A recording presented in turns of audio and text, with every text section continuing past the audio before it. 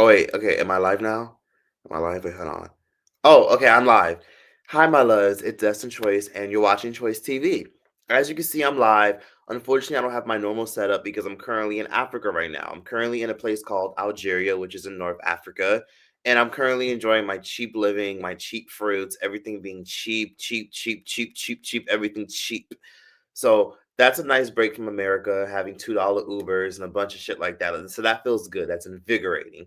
And I wanted to get on here and talk about a lot of plethora of topics, more specifically talking about your faves turning MAGA all of a sudden. But before I get into this topic and before I show you guys some clips and discuss certain things, please let me know. Can you guys hear me clearly? Oh, fuck. Okay. Can you guys hear me clearly? Let me stop being dramatic as fuck. Hey y'all. Okay, let me make sure you guys can hear me. Hey, hey, hey, hey. Okay. So I don't have my normal light setup because when I was packing my stuff, drop my phone. Unfortunately, I did not pack my light. I thought I did, but I had to film that quick video. That video you guys just saw on my channel where I talked about Iran's crazy obsession with black people. When I was already in the middle of packing, I was like, oh fuck, I have to film that video. So I ran quickly, unpacked my luggage, put up that light, put up those lights, and I usually pack like one studio light in my luggage, and I forgot to take it down after I filmed that video and put it back in my luggage. So now I'm just using natural lighting and lamp lighting with this cheap ass lamp in my Algerian Airbnb. So first things first, I'm pretty sure most of you guys have seen the stuff going on. Yeah, late as usual. I was only 6 minutes late, and yes, I had to delay the time like 5 times, but I wanted to make sure I was good. I.e., I was procrastinating. But I'm sure most of you have heard about what's happening with Chile. Did you guys see what's happening with Chili, where basically the girl from TLC, she recently decided to share a ridiculous post of Michelle Obama. So this is a common thing where a lot of people have been saying for years that Michelle Obama is a man. So on many conservative chat rooms and platforms, many people have been referring to Michelle Obama as manly, a man, and people have been calling Michelle Obama sir, he, him, and a bunch of other shit. And that rumor started mostly because Obama, as you know, made it legal for gay people to finally get married. Now, being gay has been legal in America for the longest time, being trans, all that stuff. Like, America is a place where people are free to express themselves how they want. However, when Obama came into presidency for his second term, he legalized gay marriage and homosexuality and a bunch more other shit. Thanks for the super chat, by the way. Now, what's interesting is when he legalized it for marriage in particular, people were a little bit shocked about that because when Obama came into office, he initially came in and he said that he did not support gay marriage. Now, if you're wondering how that's true, did he really say that? Well, let me play the clip for you guys of Obama saying that he did not support gay marriage because that was a thing that was, part of his presidency. He just felt like marriage was between a man and a woman, and this is what he said. I don't believe in gay marriage. I don't think it should be called marriage, but I think that it is a legal right that they should have that is recognized by the state. If people find that controversial, then I would just refer them to the Sermon on the Mount, which I think, in my mind, for my faith, more central than an obscure passage in Romans. The only.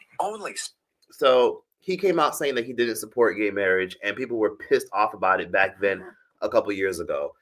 But people still kind of gave him a pass for it because it was like, oh, whatever, this is the best we can do, And if we're being honest for a second, a lot of someone said, oh my God, the ads. Someone said the freaking ads. Are the ads really that bad? I literally put balance ads. So when I do live streams, there's an option that says, do you want moderate ads? Do you want balanced ads or aggressive ads? And I just put balanced ads because I'm not sure how the ads are affecting y'all. I'm not sure how the ads are affecting y'all. Someone said that's AI. It's not AI. It's not AI. Obama literally said this years ago. I'm sorry. Some of y'all might be young as fuck. But Obama came into a presidency saying that he did not support gay marriage. And he feels as though that because of his faith, he just didn't believe in it. And that was something that you could find if you go back into the archives. And yet it's been heavily scrubbed on the internet. There's a bunch of stuff like that. And it doesn't make him a terrible person. That was just his personal opinion. And a lot of people don't support gay marriage because it's their fucking personal opinion. Let people have their opinions. I don't fucking care. It doesn't bother me. It is what it is. And that's how I see it. But him being black is what kind of got him in. So when he got his second term in 2012, of course, he became president. And of course, he did things for a lot of groups of people. He made a lot of things, such as creating loopholes and ways for people who came here illegally to, get through the system and be able to stay in America longer, even though he also deported millions upon millions of people throughout his term. He did a lot of things for the LGBT community. He did things for as far as like, him and his wife cooperated with putting healthy food in vending machines and a bunch more stuff. So people started going around on chat rooms and on social media coming up with this ongoing joke. Oh, the reason why Obama made it possible for, men to be in women's restrooms. I use quotes, right? The reason he made it possible for transgender people to be in women's restrooms and shit like that and made it possible and didn't sign legislation to make it impossible was because Obama's wife is a man. Like Michael, look at that man. That's a man because Michelle Obama had strong features. But to call her a man was absolutely horrible. And anyone that does that is childish. And this all started also with people such as Joan Rivers. Joan Rivers was actively in those chat rooms, in my opinion, because she used her platform. Joan Rivers, who we all know from Fashion Police, the famous reality TV star and comedian, she used her platform and she said this. I'm sure most of y'all remember this when Joan Rivers basically said this about Michelle Obama. So here's this clip that I'm sure most of y'all remember. Here's what she said. Country will see the United States will see the first gay president or the first woman we president. already have it with Obama, so let's just calm down. Got it. Fuck. Sorry about that. Fucking time down. Michelle is a trans. I'm sorry, she's a what? A transgender. We all know. Oh my gosh. It's okay. A career move for you? I'm so excited. Okay. And I should do very well because I don't show. And do you think that the country will see the United States will see the first gay president or the first woman we president? already have it with Obama, so let's just calm down. Got it. Michelle is a trans. I'm sorry, she's a what? A transgender. We all know. Oh my gosh. It's okay. So this inside of the rumor is even more, and it's not a fucking rumor. And then on top of that, people take weird, crazy clips such as this, where Michelle Obama says this. And here's the clip so I can show you guys. So here's a clip of Michelle Obama doing a interview with, I believe, Marlon Wayans. And she was discussing, Zy Wade, and she was discussing Marlon Wayans, allegiance with the LGBT community, because I think Marlon Wayans has a daughter that's a lesbian. So Michelle Obama did a podcast, and a lot of people love talking about this particular clip as well, of Michelle Obama referring to herself as a man, even though it's kind of curated to look like that because people like to trim it out of context. Here it is. Transgender. Absolutely. And that's, that warms my heart, particularly as a Black man. A child that's transgender. Absolutely. And that's, that warms my heart, particularly as a Black man. Democrats don't care. What's so interesting about that clip? Sorry, my bad. Michelle was referring to Zy Wade and referring to Marlon Wayans supporting their children being in the LGBT community. So she was looking at him like, as a Black man. Like she was like actually talking to him and referring to him. And people would take that clip and they edit it out of context, which I don't even know why this should even be a conversation because Michelle Obama ain't no fucking man. It's ridiculous he would keep doing that. So that started because of the chat rooms and Obama making it legal for transgenders to, be in women's restrooms and not trying to ban it, and people pushing him to like make it illegal, him constantly pushing it to the side, ignoring it, and not even acknowledging people's perspectives. Now, what's interesting about trans people in women's bathrooms, it's interesting that people have this debate towards that. I mean, I'll be real. I feel like if we're gonna have that debate, I feel like we just shouldn't even have fucking public restrooms. Like I feel like if we just eliminated public restrooms and all y'all just piss in your pants and shit in your pants, we could just eliminate that debate as a whole. But let's just be real for a second. People have been using whatever bathroom they wanted for years. If someone is wearing a wig and a fucking dress, are you gonna be looking under the stall like, hey, what you got in there? What you got in there? What you got in there, bitch? I want to see. Like, do you have a dingling? Like, are you gonna be doing that? No, you do your thing in the bathroom and you get the fuck out.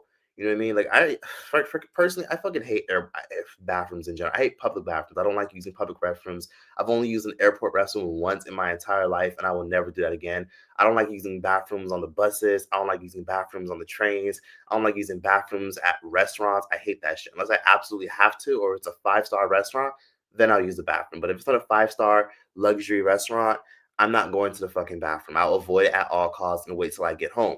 But unfortunately, most of y'all watching this can't just do that. So when it comes to the bathroom thing, everyone just has been using the bathrooms they've always wanted to in general. So I don't see why people make a big deal. But let me get to the point for those of y'all who are obviously here wondering what the fuck is going on and why did I put someone like Chilli in the thumbnail. Now, I'm pretty sure y'all heard TLC, No Scrubs Chilli, Chilli who dated Usher, Chilli from Creep, Chilli, superstar, love her. Did you know that she recently reposted one of those headlines, those clickbaity conservative headlines claiming that Michelle Obama was a man? So let me find this clip really quickly. So there was I'm gonna just play a TikToker explaining it so that way it can come out better. Let me put it this way.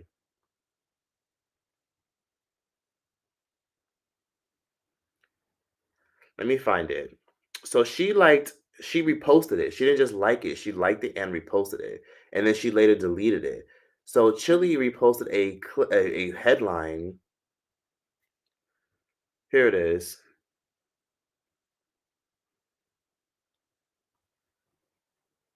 Here it is. Here it is. Here it is.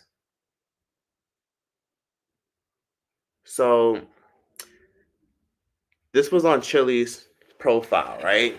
And as you can see in the headline, it says allegations of Michelle Obama registering to vote as a man resurfaces.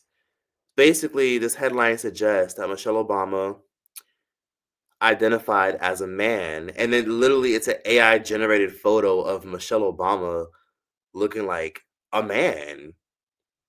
Now, she reposted this and she got tons of backlash, and this was up for a few days. So people said that they saw it on her page for a few days and they let it go.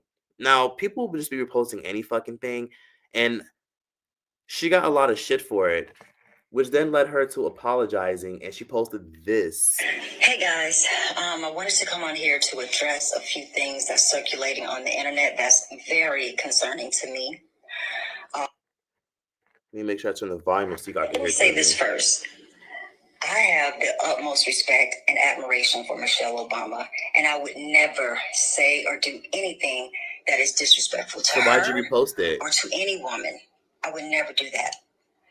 And I had no clue that this repost had happened until I started getting phone calls and text messages from everybody, and I immediately went to my page to see what was going on. Now, mind you, I'm not very computer savvy, so I'm looking for this repost button, and I see that all of these buttons are very, very close to each other, and clearly I was scrolling, and my thumb hit the repost button. Again, I had no clue that something like this happened until I got all the calls. But of course, I took that down, and, I would never post anything like that. I would never do something like that. That is not my character. I have supported the Obamas. I gave to the campaign, both runs, voted twice for him, and supported the organization that Michelle had in the schools for exercise for the kids.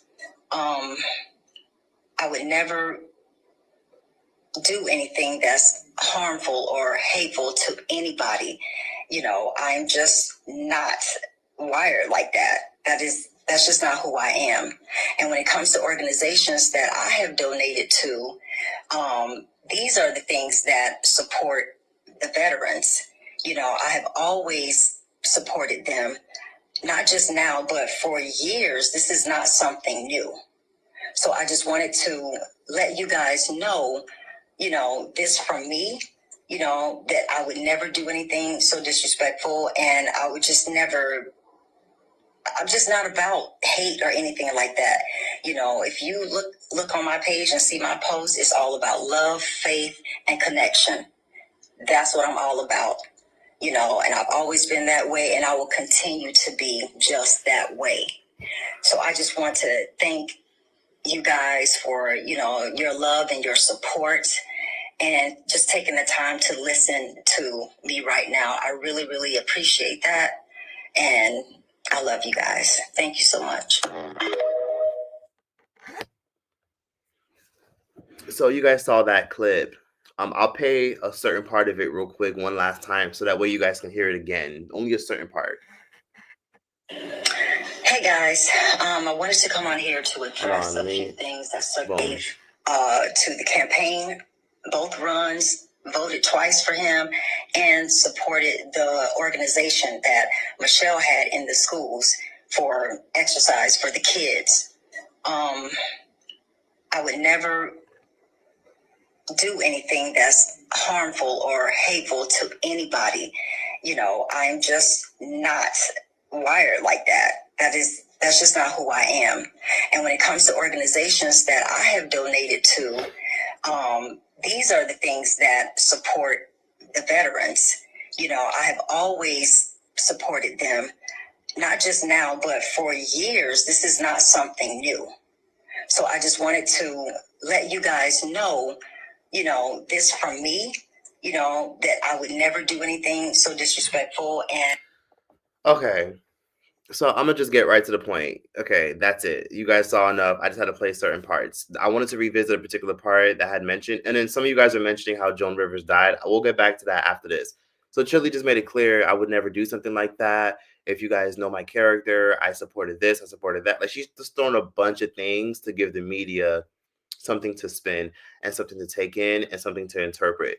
Basically, this is her now report that bitch. You know what I mean? Like when people be like, okay, fine. People want to listen and hear and like, you know, give into gossip.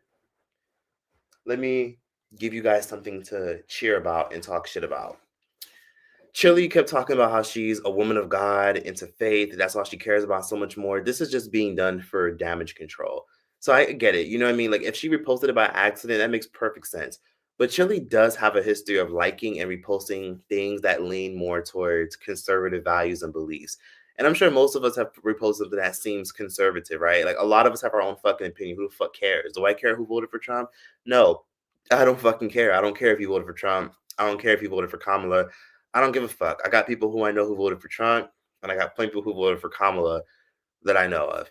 And honestly, who fucking cares about somebody's fucking political views? It's childish as fuck to just hold somebody accountable to about their political views based off of what they like. Sometimes you really never know why people voted for certain people. Like there's certain people who voted for Kamala for certain reasons and certain things. Like some people wanted better health and public health programs and a bunch of stuff. And some people just wanted the stock market to look better. Some people voted for Trump because they are anti-abortion. My homie, one of my really, really good friends, right? His mother is Nigerian. She's a Nigerian American, heavy Nigerian accent, straight off the fucking banana boat, Nigeria, straight to fucking America. She voted for Trump specifically because she said that she is religious and she is anti-abortion. That's why she voted for Trump. She doesn't like the Democratic Party because in her perspective, it's, well, they support abortion and I'm completely against that shit. And some people have different reasons why they chose political parties. That's their fucking opinion. So if she reposted that, it doesn't matter. But the reason I feel like she probably tried to do damage control where people don't know this because I'm sure most of y'all probably don't give a fuck to spend money on a tour right now. But TLC, In Vogue, and Salt and Pepper, famous girl groups from the 70s, 80s, and 90s, well, 80s and 90s, are now going on tour. In Vogue, Salt and Pepper, and TLC. Why the fuck did they come together and do a tour? Because they knew it would generate money and a lot of millennials and Gen X people would support them.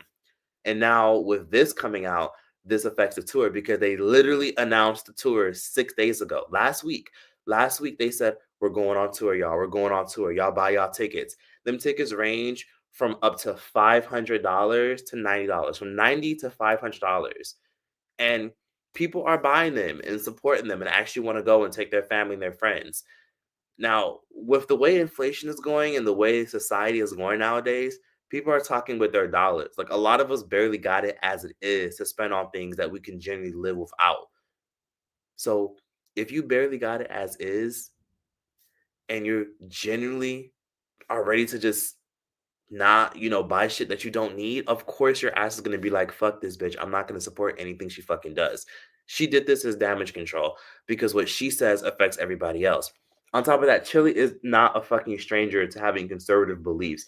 If you look at the people Chili's following, she follows plenty of people that lean towards Republican and being conservative. And that's her fucking opinion.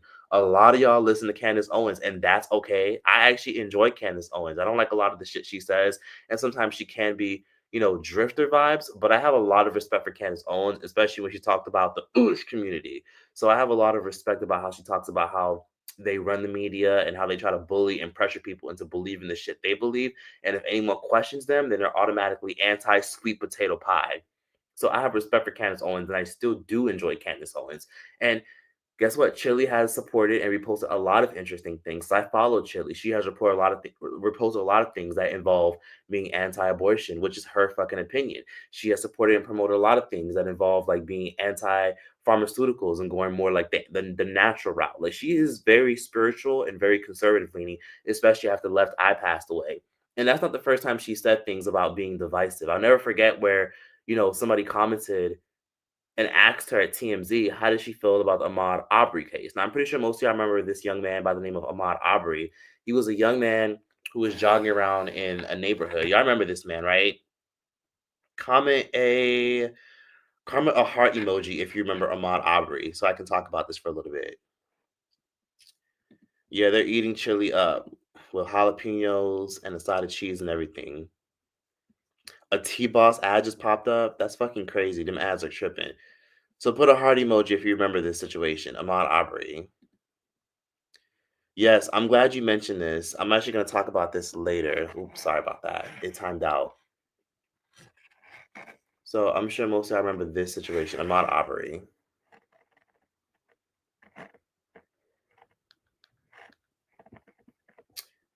So yes, as you said, it could be an honest mistake, but she does follow platforms like that, and her algorithm does push like that kind of stuff to her because Chili very much is conservative leaning. Like she's never made that unobvious.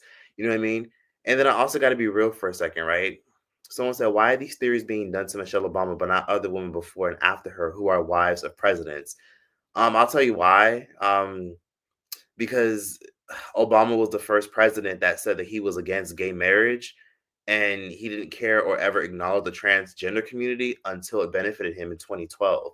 That was the era where Obama made it, illegal to discriminate against gay people in terms of marriage. Like now gay people can get married because of Obama passing that law. And then on top of that, he made it possible for more trans people to like be seen and be respected. And also he made it possible for them to still be able to go into restrooms that they don't physically identify with. It was a lot of things that he was involved with. And they said, okay, it's probably because he got a wife of his. Like they came for his wife. Like if you can't come for the man, you'll come for the wife. On top of that, Obama's brother was out here allegedly spreading rumors of him being LGBT and being gay. But there's that as well. And then of course Joan Rivers having a massive platform saying that Michelle Obama was a what? Saying Michelle Obama was a man. And again, I know some of y'all talked about this earlier when I talked about The this. United States will see the first So gay president. Is a trans. I'm sorry, she's a what? A transgender. We all know. Oh my gosh. so she called Michelle Obama transgender. She died that same year. Isn't that interesting? Joan Rivers said that Michelle Obama was a what? Sorry, she's a. Is a trans. I'm sorry, she's a what? A transgender. We all know. Oh my gosh. It's okay. I'm gonna be real with you. I think that bitch will rest in peace to Joan Rivers. She was a real one. I think she was drunk out of her fucking mind when she said that because she did die that same year. But at the same time, she also did have a lot of like internal issues and medical issues, and she definitely had a lot of stuff health wise going on with her. So I won't even say they took her out, but she did die that same year, which is interesting.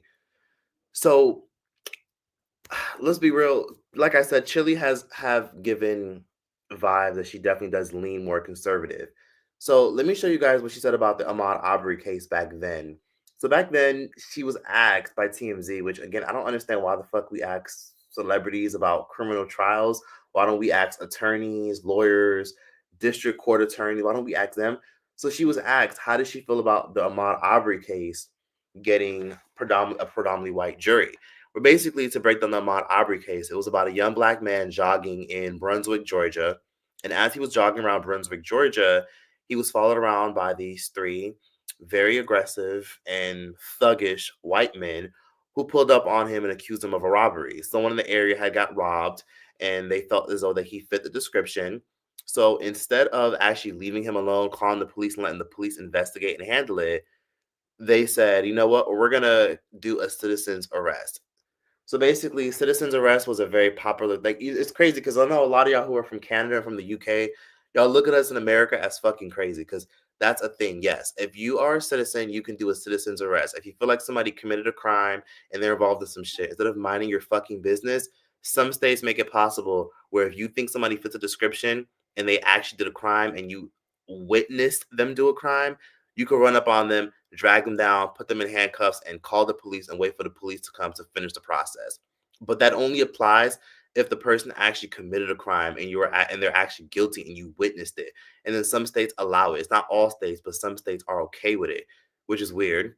Now, not only do some states allow a citizen's arrest where if someone sees a crime being done, they can run up on somebody and say, okay, we're going to handcuff you and tie you down to the police come.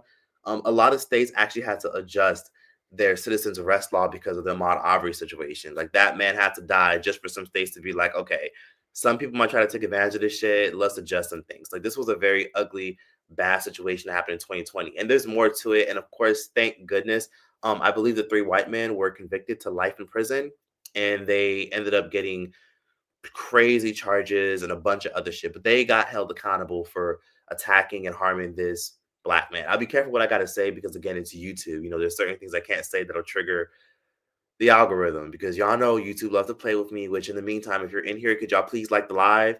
Since your ass is in here, you might as well like it because they restricted my other few lives, which I'm really disappointed about.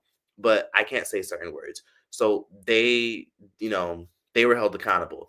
So this is what Chili had to say. This is where I was going with this. Let me play this real quick so I could just shut up real quick. So this is what Chili said in response to her and people saying, how do you feel about them having an all-white jury? I think it was like 10 people judging the case. Color they are. Okay. We have to believe that there are kind, good-hearted people out there, no matter what color they are. Right. So I would say let's look at it like that.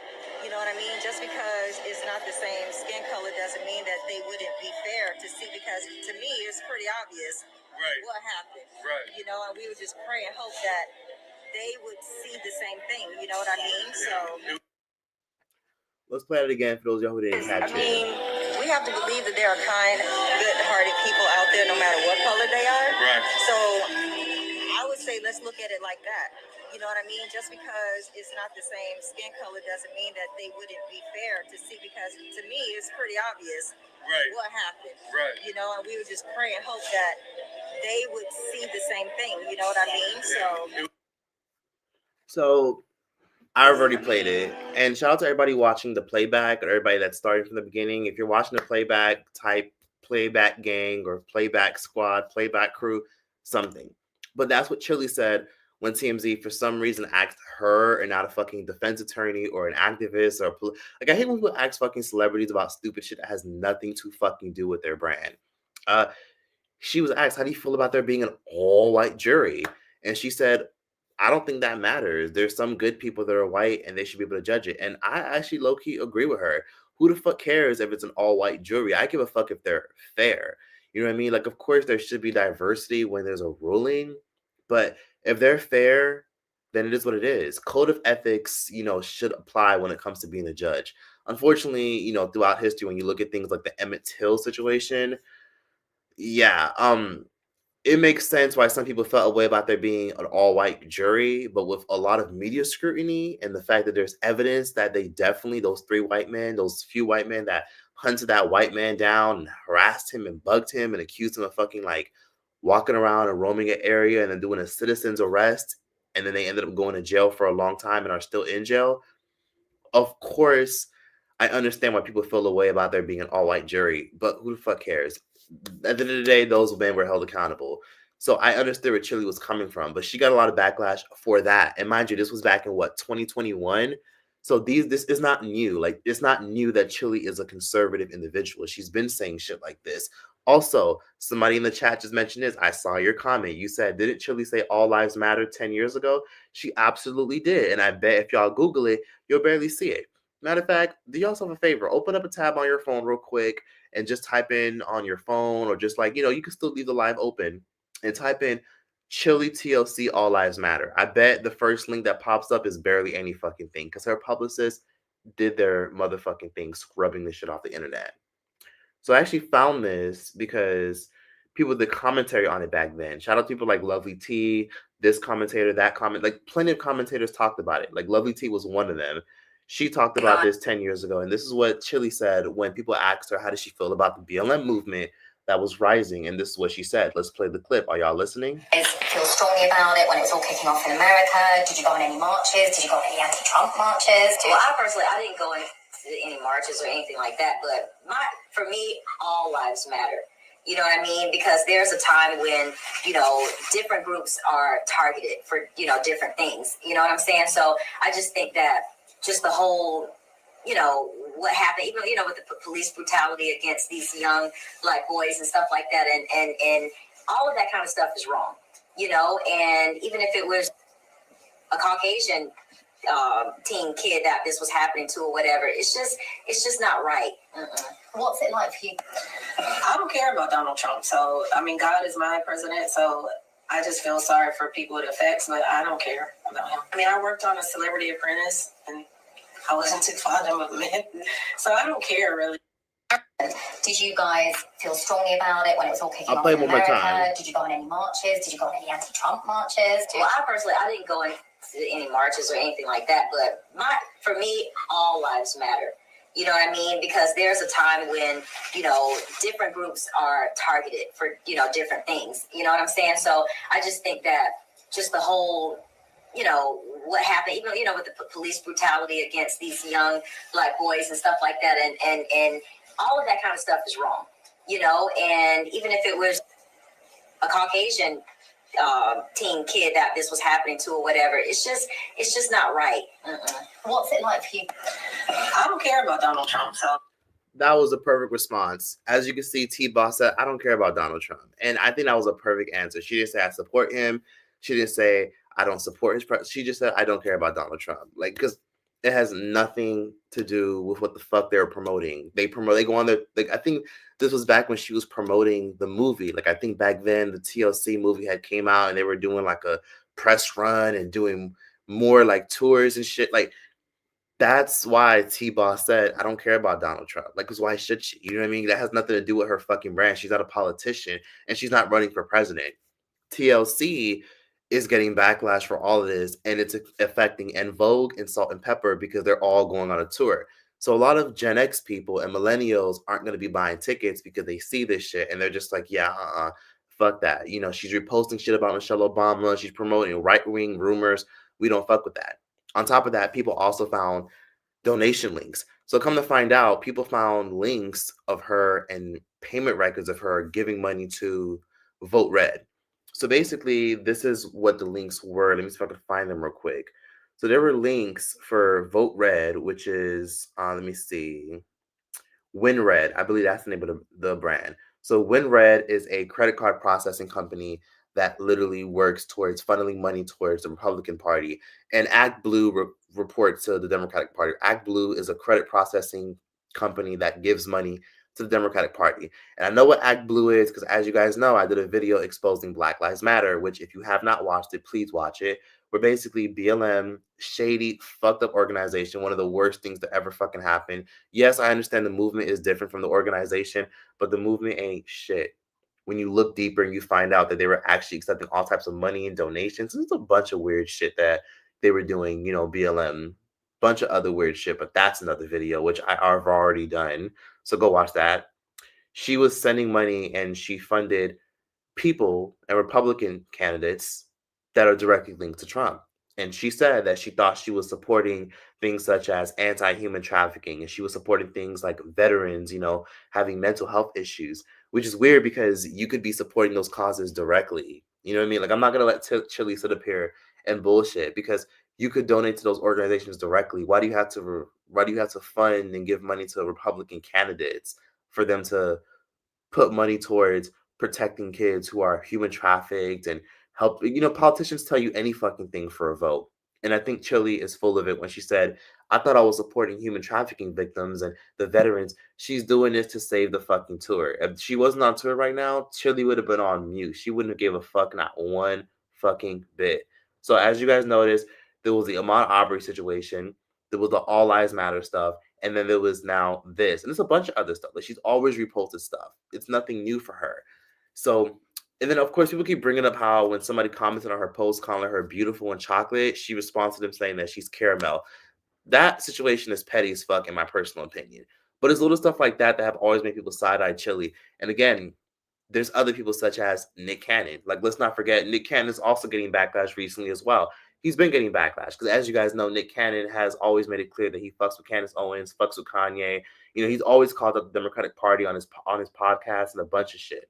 So recently, Nick Cannon did a interview with Amber Rose, and this is what he had to say. I'm gonna just play the clip and keep my mouth shut. Y'all just be the judges over here. And by the way, thanks for the super chat. I appreciate you. Thanks for the $10. You said love the active lives and videos. 444. Oh my God, your name is Niggles? Oh, yikes. Love the active lives and videos. Wherever my mental health is bad, I find comfort watching you. I appreciate you, Niggles. I appreciate you. Thank you for watching. And shout out to all the heart emojis for those who actually do remember the Ahmaud Arbery case. Anyways, let me see. I'm going to play this. Democrats don't care about black people. Okay. Democrats don't care about black people. And they don't care about people. They don't care about people of color. And the Republicans do. And that's the misconception. And you know what? I agree with you 100%. People Nick. don't know that the Democrats is the party of the KKK. Yep. People don't know that the Republicans are the party that freed the slaves. Yep. I mean, both of you and I have some conservative views. You just a little bit more outspoken about it than I am. And I don't subscribe to neither party. I rock with W.E.B. Du Bois when he said there's no such thing as two parties. It's just one evil party with two different names. I wanted to come on here to address a few things. Let's play it one more time. Democrats don't care about black people. And they don't care about people. They don't care about people of color. And the Republicans do. And that's the misconception. And you know what? I agree with you 100%.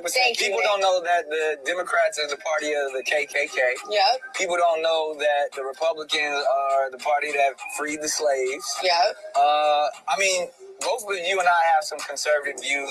You just a little bit more outspoken about it than I am. And I don't subscribe to neither party. I rock with W.E.B. Du Bois when he said there's no such thing as two parties. It's just one evil party with two different names. I wanted to come on here. Okay, so yeah, you guys heard that. And Nick Cannon isn't too far off when he says that. Yeah, we'll talk about that later. First, I want to address this little comment right here. So this person just said, I low-key did not know that Barack Obama was against gay marriage. Yeah, people don't remember that. And the reason why people don't remember that is because people were so infatuated by that man being black. Like, oh my God, black, black, black, black, black. Even though he's biracial, but he was the closest thing to black. So basically, let's do this real quick. Because some of y'all keep saying, oh, it's AI, it's AI, it's AI. Stop spreading information. It's not AI. Let me see. This happened. This was in the early 2000s. A lot of people don't remember this. Some do. So here's another clip of Obama saying the exact same thing. And by the way, thanks for the super chat, Distracted Reality. I greatly appreciate you. Did you see Brian Johnson try 5 months DMT? The Temple of Eden in LA has it. All rich folks, low-key Republicans. DMT is a very popular thing. It's like a psychedelic, essentially. But we'll talk about that later. Again, I like the super chat. Thanks for the super chat. I appreciate the love. But here's another clip, so y'all can stop saying it's fucking AI. So yes, Obama did say that. People keep saying in the chat, that wasn't Obama. Are you sure? Are you sure? And someone also commented, I saw your comment too. Somebody said maybe he changed his mind and didn't want his beliefs to cloud and affect billions and millions of other people. And yes, you're right. Of course, people can change their beliefs. But this is what Obama said in the early 2000s when he first became president. This is not AI. This is an old ass clip that if you think this is AI, this was posted 17 fucking years ago. I remember this era. This was in 2009. Can you see it? 2008, I mean. You see? October of 2008. This is Obama. Interview. This is what he said. Define marriage. I believe that marriage is the union between a man and a woman. Now, for me as a Christian, and look at all those people clapping. For me as a Christian, it's also a sacred union. God's in the mix. But would you support a constitutional amendment with that that definition? No, I would not. Why not? And You see that? Because historically, we have not defined marriage in our Constitution. It's been a matter of state law. That has been our tradition. Now, I mean, let's break it down. The reason that people think there needs to be a constitutional amendment, some people believe, is because of the concern that about same-sex marriage. I am not somebody who promotes same-sex marriage, but I do believe in civil unions. I do believe that we should not, that for gay partners to want to visit each other in a hospital, for the state to say, you know what, that's all right. I don't think in any way inhibits my core beliefs about what marriage are. I think my faith is strong enough and my marriage is strong enough that I can afford those civil rights to others, even if I have a different perspective or a different view. Okay, how about this? That was a pretty good answer. Very well media trained answer. He basically said, well, if that's what people want to do, that's what they want to do, but I do not support it, and I would not try to, like, he made it clear, I just don't want to do it in a minute. He just didn't care to sign anything at that time. Oh, my bad. Who said to me, isn't it He just made it clear that he just doesn't want to sign anything involving that. So essentially, yeah, it's not AI. That was 17 years ago. I remember this era. I'm sure most of y'all do, but some of these things aren't talked about widely. But anyways, let me get back to the chat real quick and then discuss what I was talking about earlier. Nick Cannon, another one. Nick Cannon has always been very open about his traditional beliefs. He's not really with the whole transgender thing. He's not really with the Democratic Party. I mean, he did make it very clear that the things involving like the 2020 era with these riots and these protests and these unarmed dudes, like he made it clear that it was all sensationalized for votes and attention. He was on the front lines in Minnesota and he did protest, but people, you know, people haven't really been fucking with Nick Cannon lately, especially because he has definitely showed love to Candace Owens. But people still support Nick Cannon because he's Nick Cannon. And I do feel like if people are going to hold accountable and drag Chilli, look, if we're going to hold accountable and drag Chilli, I respect it. If you're not going to listen to No Scrubs no more, if you're done listening to Fan Mail, you're not listening to their new album, and you're only going to support Left Eye and T-Boss, which I don't know how the fuck people are going to do that because all their hit songs are with Chilli. You also got to hold accountable Lil Wayne as well. Lil Wayne has also been known to like corroborate, have sit-down meetings and private conversations with Trump. Nicki Minaj has done the same thing, sit-down meetings with Trump. So if you're going to hold accountable Chilli, can we hold accountable them too? And if you hold them accountable, then I respect it. But I don't believe for a second that Chilli was, reposting that by accident and she would never do. Chilli, you post a lot of conservative content. It was in your algorithm for a reason. Someone in the chat just said that. It was in her algorithm for a reason. So I'm going to get back deeper into that really quickly, but I want to read some of these comments. And then I'm going to talk about someone such as Nicki Minaj. Now, I'll never forget when Lizzo said this. When Nicki Minaj came out making it very clear that she doesn't give a fuck what anyone has to say, this is what Lizzo had to say about celebrities coming out as being conservative. So I'm going to insert it real quick. Look, this is what Lizzo said. No. Okay. Lizzo said this about celebrities and big name entertainers coming out as conservative. This is what Lizzo had to say. Let's play this clip. And the reason why some of these clips are going to be shown off my phone is because, again, copyright. And of course, I don't know how to do the little doohickey thing that people like to do where they add videos. So we're going to do it like this. I'm getting texts like about Nicki, and I'm like, what are you talking about? I didn't even know. Then, I researched and saw what was going on. And I'm going to say it like this. Celebrities' opinions of other celebrities does not matter. I'm telling you, it doesn't matter. So my opinion of her does not matter. But what I will tell you is you're about to see an influx of people who see that it is more profitable and more beneficial to join that side. You're going to see it. It already started, and it's going to continue. This is his first year. This is Trump's first year as president. We got 3 more years of people who are going to surprise you. And it's going to hurt your feelings and it's going to disappoint you. And you have to know that, there's money behind everything. are privileges behind every move people in these positions make. And I'm not surprised. So I'm getting texts like about Nikki, and I'm like, she's right. It's only been about, it's been about 1 year since Trump first became president, and there's a lot of shit going on. I feel like there's more stuff going on since his first term. I think Trump's first term was like, what, in 2016? It was a lot going on during that era, but I feel like there's so much more going on now. I was walking around Algeria, which I'm in Africa right now. For those of you guys notice the difference in the background, I'm in Africa. I'm in North Africa. Shout out to me for being in Algeria. I was walking around and people are really nice, but I'll be honest with you. Somebody did say something to me that rubbed me the wrong way a little bit. When I was at the airport and I got to Algeria, somebody said, "Oh, where are you from?" And I'm like, "Oh, I'm from America." He's like, "Ah, you are from America? Oh, hey, why the Trump guy, the President Trump guy, why he go boom to Iran? Why Trump do that? Why he boom to Iran?" I was like, I don't know. You know what I mean? Like, I was like, because I really don't have any fucking thing to say. And I'm not gonna lie, I've actually been lying to people out here. So don't tell nobody I told you this, right? I'm gonna just, okay, don't go around telling nobody this. I'm gonna just tell y'all, don't tell nobody, just keep it between us.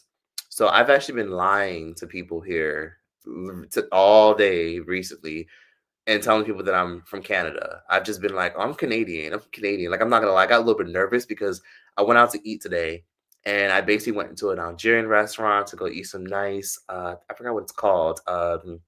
I was eating this like roasted big ass piece of like beef and then some couscous. And basically, I was drinking my mint tea, and this random lady who was sitting like right across from me at her table, she saw the way I was dressed, and she just knew I wasn't from there. And she's like, "You are welcome." I'm like, "Oh, thank you." She's like, "Oh, where are you from?" I was like, "Canada." And she's like, "Oh, I'm a tour guide, and that's my group over there." And they were like, "Hey," and they waved at me because right across from her was her group. And she was like, "Oh, the girl over there, she's from Canada too." And I was like, "Oh shit, oh shit, oh shit, oh shit, oh shit." And then the lady says, "Hi, how are you?" I'm like, "Oh, hey, what's up?" Like, I put on a little fake Canadian accent. I was like, "Hey, hi." She's like, "Oh, you're from Canada." I said, "Yeah." And she's like, "Really? What part?" I was like, "I'm from Toronto."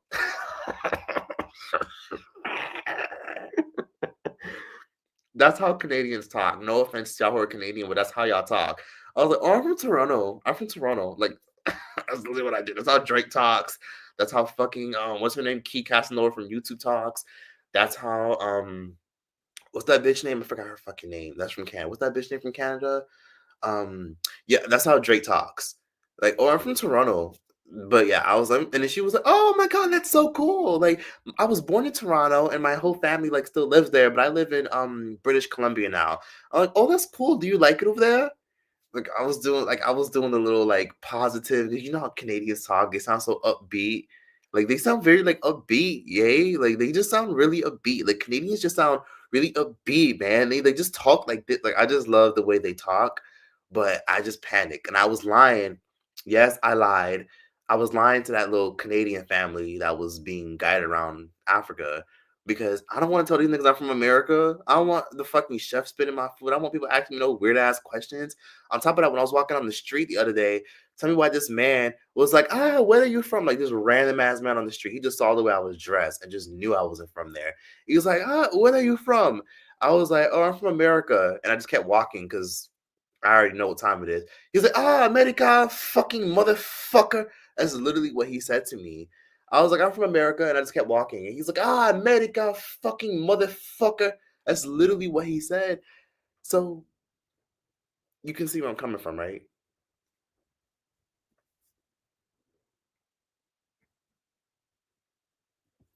So my bad. I heard a noise, so I got a little bit paranoid. Sorry for being quiet. I heard something. Okay. Anyways, I'm back to normal. It was just the wind, hopefully. Yes, politicians are two sides of the same coin. I thoroughly believe that as well. I feel like when it comes down to politicians, they're the same. They all just care about money. They all just care about resources. They don't care about you. They just care about benefiting, gain, gain, gain, gain, gain. How can we benefit? You know what I mean? And then Nick Cannon made a point about the whole, you know, Democrats were the party of the KKK, which is true. Democrats initially started the KKK, and Republicans were the ones that actually were for the civil rights movement. They were for, and the original Black people that fought for voting rights, they were initially Republicans. They stood by Republicans. And then the Democrats, of course, people talk about the party switch. It's not as simple as people think it is. It was gradual. So, of course, the Democrats started off as being the KKK against, integration. They were for segregation and Black and white people being separate. And then as time went on, the Republicans who fought for it went really, really hard for the Black people. And then eventually the Democrats gave in because Lyndon B. Johnson, who was a known racist who became president of America, who has called Black people the N-word in a very ugly, derogatory way for many years, created a lot of social programs for Black people, such as, well, for everybody, but Black people were the main people that he was trying to benefit, such as the idea of moving the father out the home and then giving the mom more money in terms of like social services, like food assistance and more assistance and a bunch more shit if the father wasn't around and a bunch of other stuff.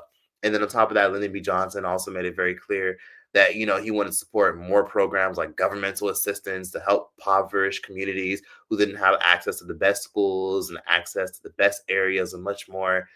He was a known racist. When you think of a known racist doing all these social programs for Black people in the 1960s, you have to ask yourself, what do they have to gain? And it was votes. If they're going to vote, they might as well vote for us. So we might as well have the Black people voting Democrats. And then, of course, throughout years, the Democratic Party saw how heavy the Black community went for them when Lyndon B. Johnson signed the Civil Rights Act, because a Democrat is the one that got it done. Regardless, a Democratic president was the one that got that shit done. And then eventually, as time went on, we got more multicultural people coming in, trying to be part of the cause, trying to be mayors. We had our mayors who were Democrats, who ran for mayor, who ran for city council. A lot of them were Democrats. It all started with Lyndon B. Johnson. He essentially changed the world and changed the tone of how Black people perceive the Democratic Party, even though the Democratic Party did start the KKK. Gradually, Asians, Black people, Hispanics, the Latin community, the Arab community all wanted to be part of the change, and they all became Democrats because they thought that was the good side. And of course, they gave their influence, they gave their ideas, and they listened to a lot of the Black community because they knew that would benefit them. The Republicans were just more on the side of just religion and peace and limited government. And then, of course, the Democrats just gave in because they knew that that's what the votes would go for. That's why I'm not gonna lie. I feel like that's why sometimes Democrats push heavily for open borders and shit like that, because it's like, okay, look, these motherfuckers ain't coming out to the polls. These motherfuckers aren't voting. They aren't taking their happy darky asses to the fucking polls. We're gonna fucking like bring more immigrants in, try to get them citizenship, and as they all pull in, hopefully they vote for us. That's what I perceive it as, and that's how many people have perceived it as for many years. But that's another video for another day. Thanks for the super chat again, Niggles444. Someone's choice. Why don't you like my username, Niggles 444? I like the 444 part, but Niggles, what does that mean? Maybe there's an origin to that. If your mama named you that, explain that to me. Niggles, like is that like Wiggles, but like you put the Nigs in front of it? Someone said they are not the same. One party said Haitians are savage who eat pets. One party gave us the first Black family and allowed us to see something at Black excellence. Yes, that also plays a role as well. Obama being a Democratic president plays a role in why a lot more people vote Democrat now. So once the Democratic Party said, all right, let's give a Black president a chance, let's give a Black guy a chance who's charismatic and has a great way of words, let's give him a shot. That's when more Black people turned out to be Democrats. A lot of them registered as Democrats because, they felt like they had to. Like, hell, like how else am I going to vote for Obama? And most people don't really have a clear and concise answer why they voted for Obama, other than just the fact that he was Black and he wasn't President McCain. Like, I'm asking a genuine question. Can anyone watching this tell me why they voted for Obama if they were old enough to vote back then? If you voted for Obama the first time, not the second time, obviously, right? Like, let's talk about the first time. Why did you vote for Obama besides the fact that he was a Black man? Does anyone have a clear and concise answer? Back then, I remember thinking to myself, I didn't really care too much about politics back then. I was also kind of young-minded. I was also young. So in my head, I kind of was like, who the fuck cares that he's Black? I don't fucking care that he's black. The reason why is because I have a different perspective about politics. So as you guys know, let me give you guys a good personal detail about me. I was raised by a Haitian woman. My mother was from the Caribbean. She was from the islands. All of our politicians are black. All of them. Um, all of them are black people. Like a lot of them are black. Some of them are from different places. Some of them are Arab, which is another story for another day. But most of our politicians and leaders and people who have been presidents and have ran the country are black people. So if my mom is from the Caribbean and I see black politicians and black mayors being overthrown, being kicked out, black people who represent and are, running politics, it was hard for me to be like, why does it matter that he's black? Well, what's he gonna do? Like, what is he gonna do? You know what I mean? Because I see black people running all types of countries in different African countries. So what, for me, it was like, what does it matter that he's black? If people voted for him, that's your personal business. I don't really care. Again, I'm not leaning towards any particular party at all. I don't give a fuck. Everybody votes for certain people for particular reasons. You have your reasons, but I just thought him being uplifted just because he was black was just foolish, because as we now see, as time has gone on, we kind of realize a black man became president and he did more for the LGBT plus community than he actually did for foundationally black Americans. He did more for immigrants coming into America than he did for actual black Americans. Not to say he shouldn't have done anything for those groups, but when you look at the foundationally black Americans, it's like, darn, it's okay. Maybe the next time, maybe when Michelle runs. That's how I see it. And anyone who wants to challenge me and debate about that, feel free to. We can talk about that. And I get it. People always mention the whole, like, well, he had a house full of Republicans and this, that, and a third. Yeah, that's true. But he did also have 2 terms. There's that. Because then when he, did leave, I did have moments where I thought to myself and processed it and thought to myself, okay, great. He did some good. He did some whatever. He did some bad. He did some whatever. What did he do for the foundationally black people in America that built the country? That's all I can think of. It kind of reminds me with Kamala. You remember when Kamala said this? Let me show you guys this clip of Kamala that I wanted to show you guys. Okay, so this is what Obama kind of gave me. Hold on, here it is. We supply Israel. Let me find this clip.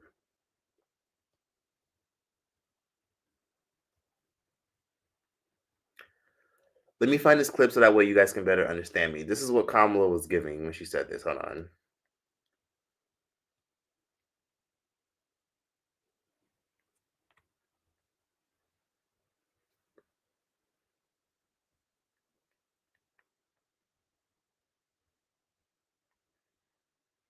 Let me find this. Okay, here it is. Do you support reparations for black? Do you support reparations for black people? Well, listen. Do you support reparations for black people? This is where Kamala lost people. Y'all be like, why don't y'all vote for Kamala? This is Kamala. This is my perspective on how I felt about. This is why I'm bringing it up. Not for reference of like who I believe she is, but this is why. Do you support reparations for black people? Well, listen. Again, we had over 200 years of slavery. We had Jim Crow for almost a century. Yeah. We had legalized discrimination and segregation, and now we have segregation and discrimination that is not legal but still exists and is a barrier to progress. We have disparities around housing. We have disparities around education. We have disparities around income. And we have to recognize that everybody did not start out on an equal footing in this country. And in particular, black people have not. And so we have got to recognize that and do something about that and give folks a lift up. That's why, for example, I'm proposing the LIFT Act. Give people who are making $100,000 or less as a family a tax credit, which will benefit and uplift 60% of black families who are in poverty. So by default, it affects black families, but there's not a particular policy for African Americans that you would explore. But no, if you look at the reality of who will benefit from certain policies, when you take into account that they're not starting at the same place and they're not starting on equal footing, it will directly benefit Black children, Black families, Black homeowners, because the disparities are so significant. So if we focus on the specific issues that have resulted in the greatest disparities, and we understand that that's part of why we're doing it. Listen, the reality also is this: any policy that will benefit Black people will benefit all of society. Let's be clear about that. Let's really be clear about that. So I'm not going to sit here and say I'm going to do something that's only going to benefit Black people. Do you support reparations for Black people?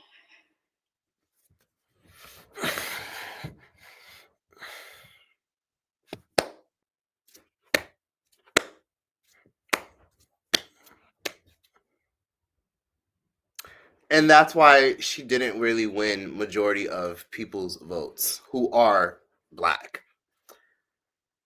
That's what it is.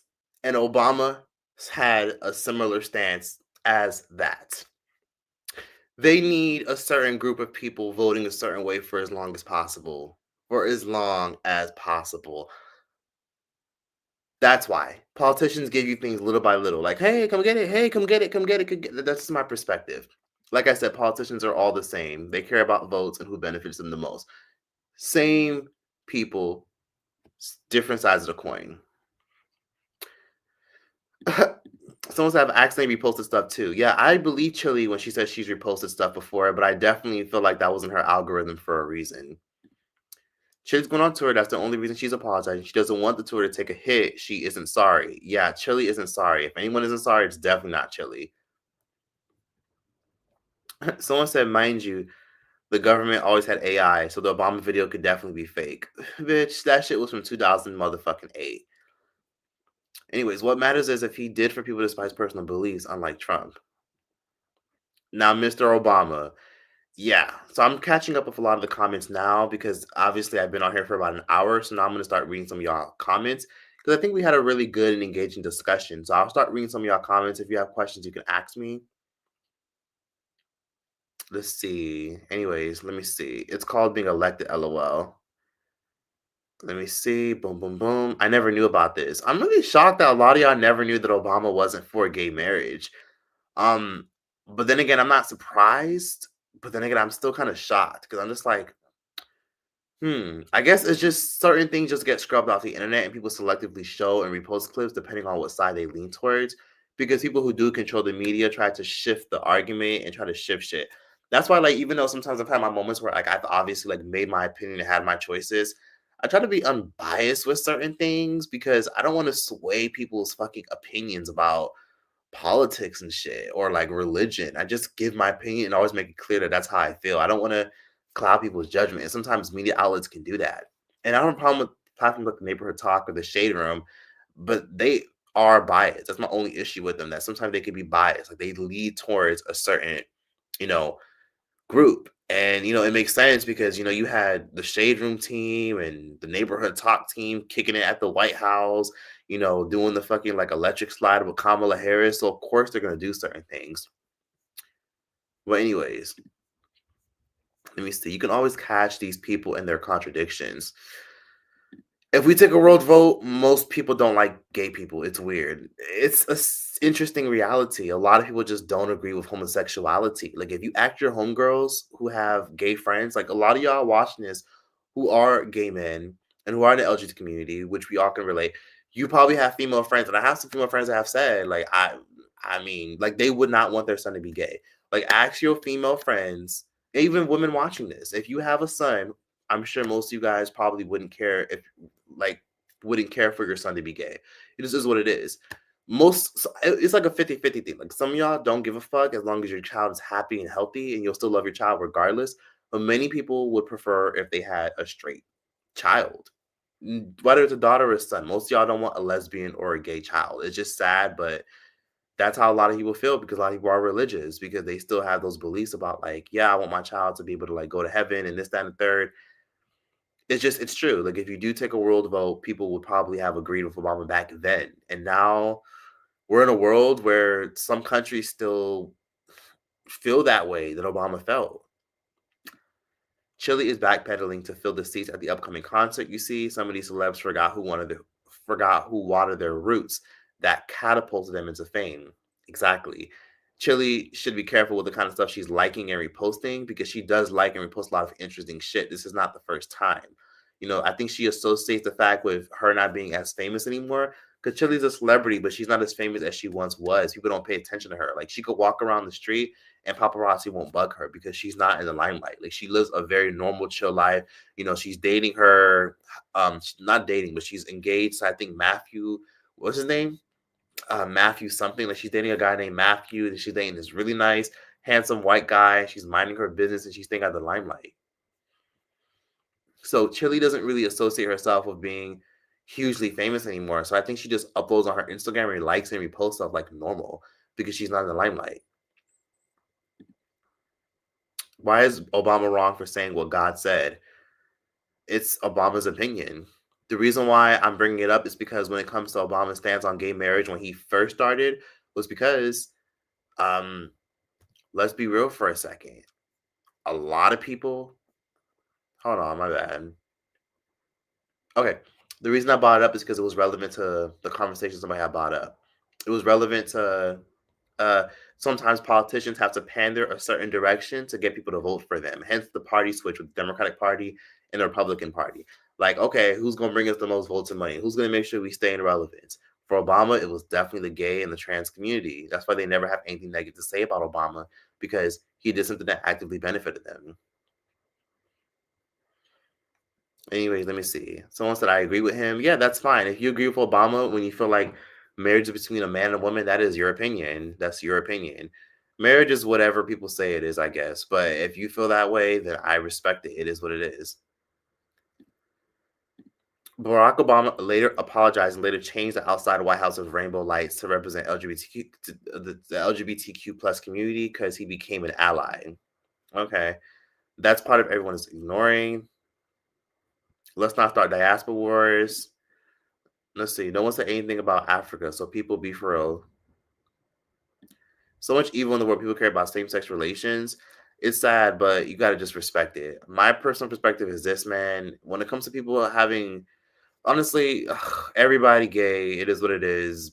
Do what the fuck you want. Like, if people have a problem with my sexuality, your sexuality, respect their opinion, and remember, it's not your problem, it's theirs. That's all I can say. If someone doesn't know you personally, you can't take shit personal. People have their own beliefs about people and opinions about people based off of things that they're going through. But the one thing I'll say in life is people's opinions expire. Opinions have a shelf life on them. 1 minute, someone could think that somebody's just annoying and just this, and then you get to know them and you realize it's not true. Just like sometimes when you have friends, you think that they're amazing and they're going to be in your life for a long time, and then 3 years go by, that relationship fucking expired because you see them for who they truly are and the red flag that you ignored, or y'all grew apart. Things and your opinions about people expire. Opinions expire. Ask anyone that's over the age of 50, they'll tell you opinions expire. People who are in their 50s will tell you they see people who went from heroes go to villains. They see friends that they have for years switch up and become ops. Opinions about people and life expire. That's why you can't take people's opinions personally, because they always change. That's why in life, you have to outlast opinions. You got to just keep living your life and doing whatever the fuck you want. Do whatever the fuck makes you happy and brings you stability and compounds peace in your life. Opinions expire. They don't last long. Just outlast them and ignore it. If you're in a country where everyone's homophobic or rude and don't like gay people, or don't like you because you're a woman and don't like you because of this, let people's opinions expire. People switch up and change based off of what they're going through and what phase they're in life. Well, technically, sodomy was illegal in every state in the U.S. until 1962, and it's illegal to be gay in several countries. 100%, yes. So someone said he basically saying he doesn't support it but believes in equality for it. Yeah, true. Okay, let me skip. Let's end up the Obama conversation. Let's wrap it up. We talked about Lizzo. Sorry, I'm a little bit late with the comments, so if I seem like I'm reading some comments and I skip some or I'm late, excuse me. I'm just like literally scrolling through the comments that I missed. So somebody said, because it's been hours, and usually when we get to an hour, I start reflecting. Been watching you for years, Choice. Your authenticity is so entertaining. My first super chat. Thank you for super chat, Hadia. I appreciate you. And I love your name, Havia. I already know exactly where you're from. You're from... You're from, I want to say you're from Sudan, or you're probably from Eritrea. That's all I'm going to say. Lizzo is right. It's always about the money. Follow the money and everything makes sense. Exactly. Someone said y'all would still like Nicki if y'all didn't worship celebrities. Let me see. Mind you, Lizzo compared the e-files to shoplifting. Are we for real? For real? Okay. Oh, hey. Someone said they wanted to be a moderator. If you want to be a moderator, please definitely let me know. Just comment the numbers 444 and I'll just make you a moderator. Or comment 1111 or something. Because sometimes some of y'all say I want to be moderators and then I miss your comment and I forget to add you. Someone said let's talk about my Canadian. Interesting. Someone said, where's my Canadians at? So for those of you who just came into the live, I talked about how I've been lying to people. So I'm currently in Africa, and I just be telling people that I'm from Canada. Sometimes I forget, and I just tell people I'm from America. But sometimes people here have been kind of like awkward. Like when I was at the airport, somebody was like, "Why Trump go boom boom on Iran? What's going on over there?" And I'm like, hmm. Or like when I was on the street recently, some guy out here in Algeria says, "Where are you from?" Like randomly on the sidewalk. And I'm like walking with my bag and everything. And I'm like, "Oh, America." And I just keep walking because you never know. And he was like, "Oh, fucking America, motherfucker." That's literally what he said to me. But I just kept walking, so I didn't even pay him any mind. I literally kept walking, didn't look back for at least 5 minutes because I don't know what the fuck going on. I don't want to make eye contact. I don't want to trigger nobody or nothing. Someone said, I give you the Canada card. Just say it next time. I will. Stop. Yeah, when I'm traveling to a foreign country, I'm from Toronto. I am from Toronto. I'm from Canada. I grew up in Canada. I am from Toronto. I grew up in Scarborough, and my whole family is in Scarborough. We're just Canadians. We're all Canadians, and that's it. Americans, like, it's a lot of stuff going over there, man. In America, I just feel like with America, like, they don't even have free healthcare. It's all types of crazy stuff. Like, I'm just proud to be a Canadian. So I just literally always just say I'm from Toronto, and that's it. I'm Torontonian. I'm a Torontonian. Someone's like, you should say Ottawa. I'd rather say Toronto because if they start asking me, because I've been to Toronto and I know the air is in Toronto. Someone said, watch some Canadian videos, get some Canadian friends and blend in. It's what the actors do. Toronto's the best place you should have said. Canada is dealing with bigger problems. Addiction is everywhere. Someone said, I knew you could get caught up one day for lying about being from Canada. Oh my God. When I met that Canadian lady at that restaurant out here in Algeria, and she was like, what part? Toronto. And if they want to get real personal, I'd be like, Scarborough. I'm from Scarborough. If you're from Canada and from Toronto, you know what Scarborough is. So I was like, you know how bad America got to be to tell you you're from Canada? Sorry. Everybody loves Canada. That's just what it is. Anyways, let me see.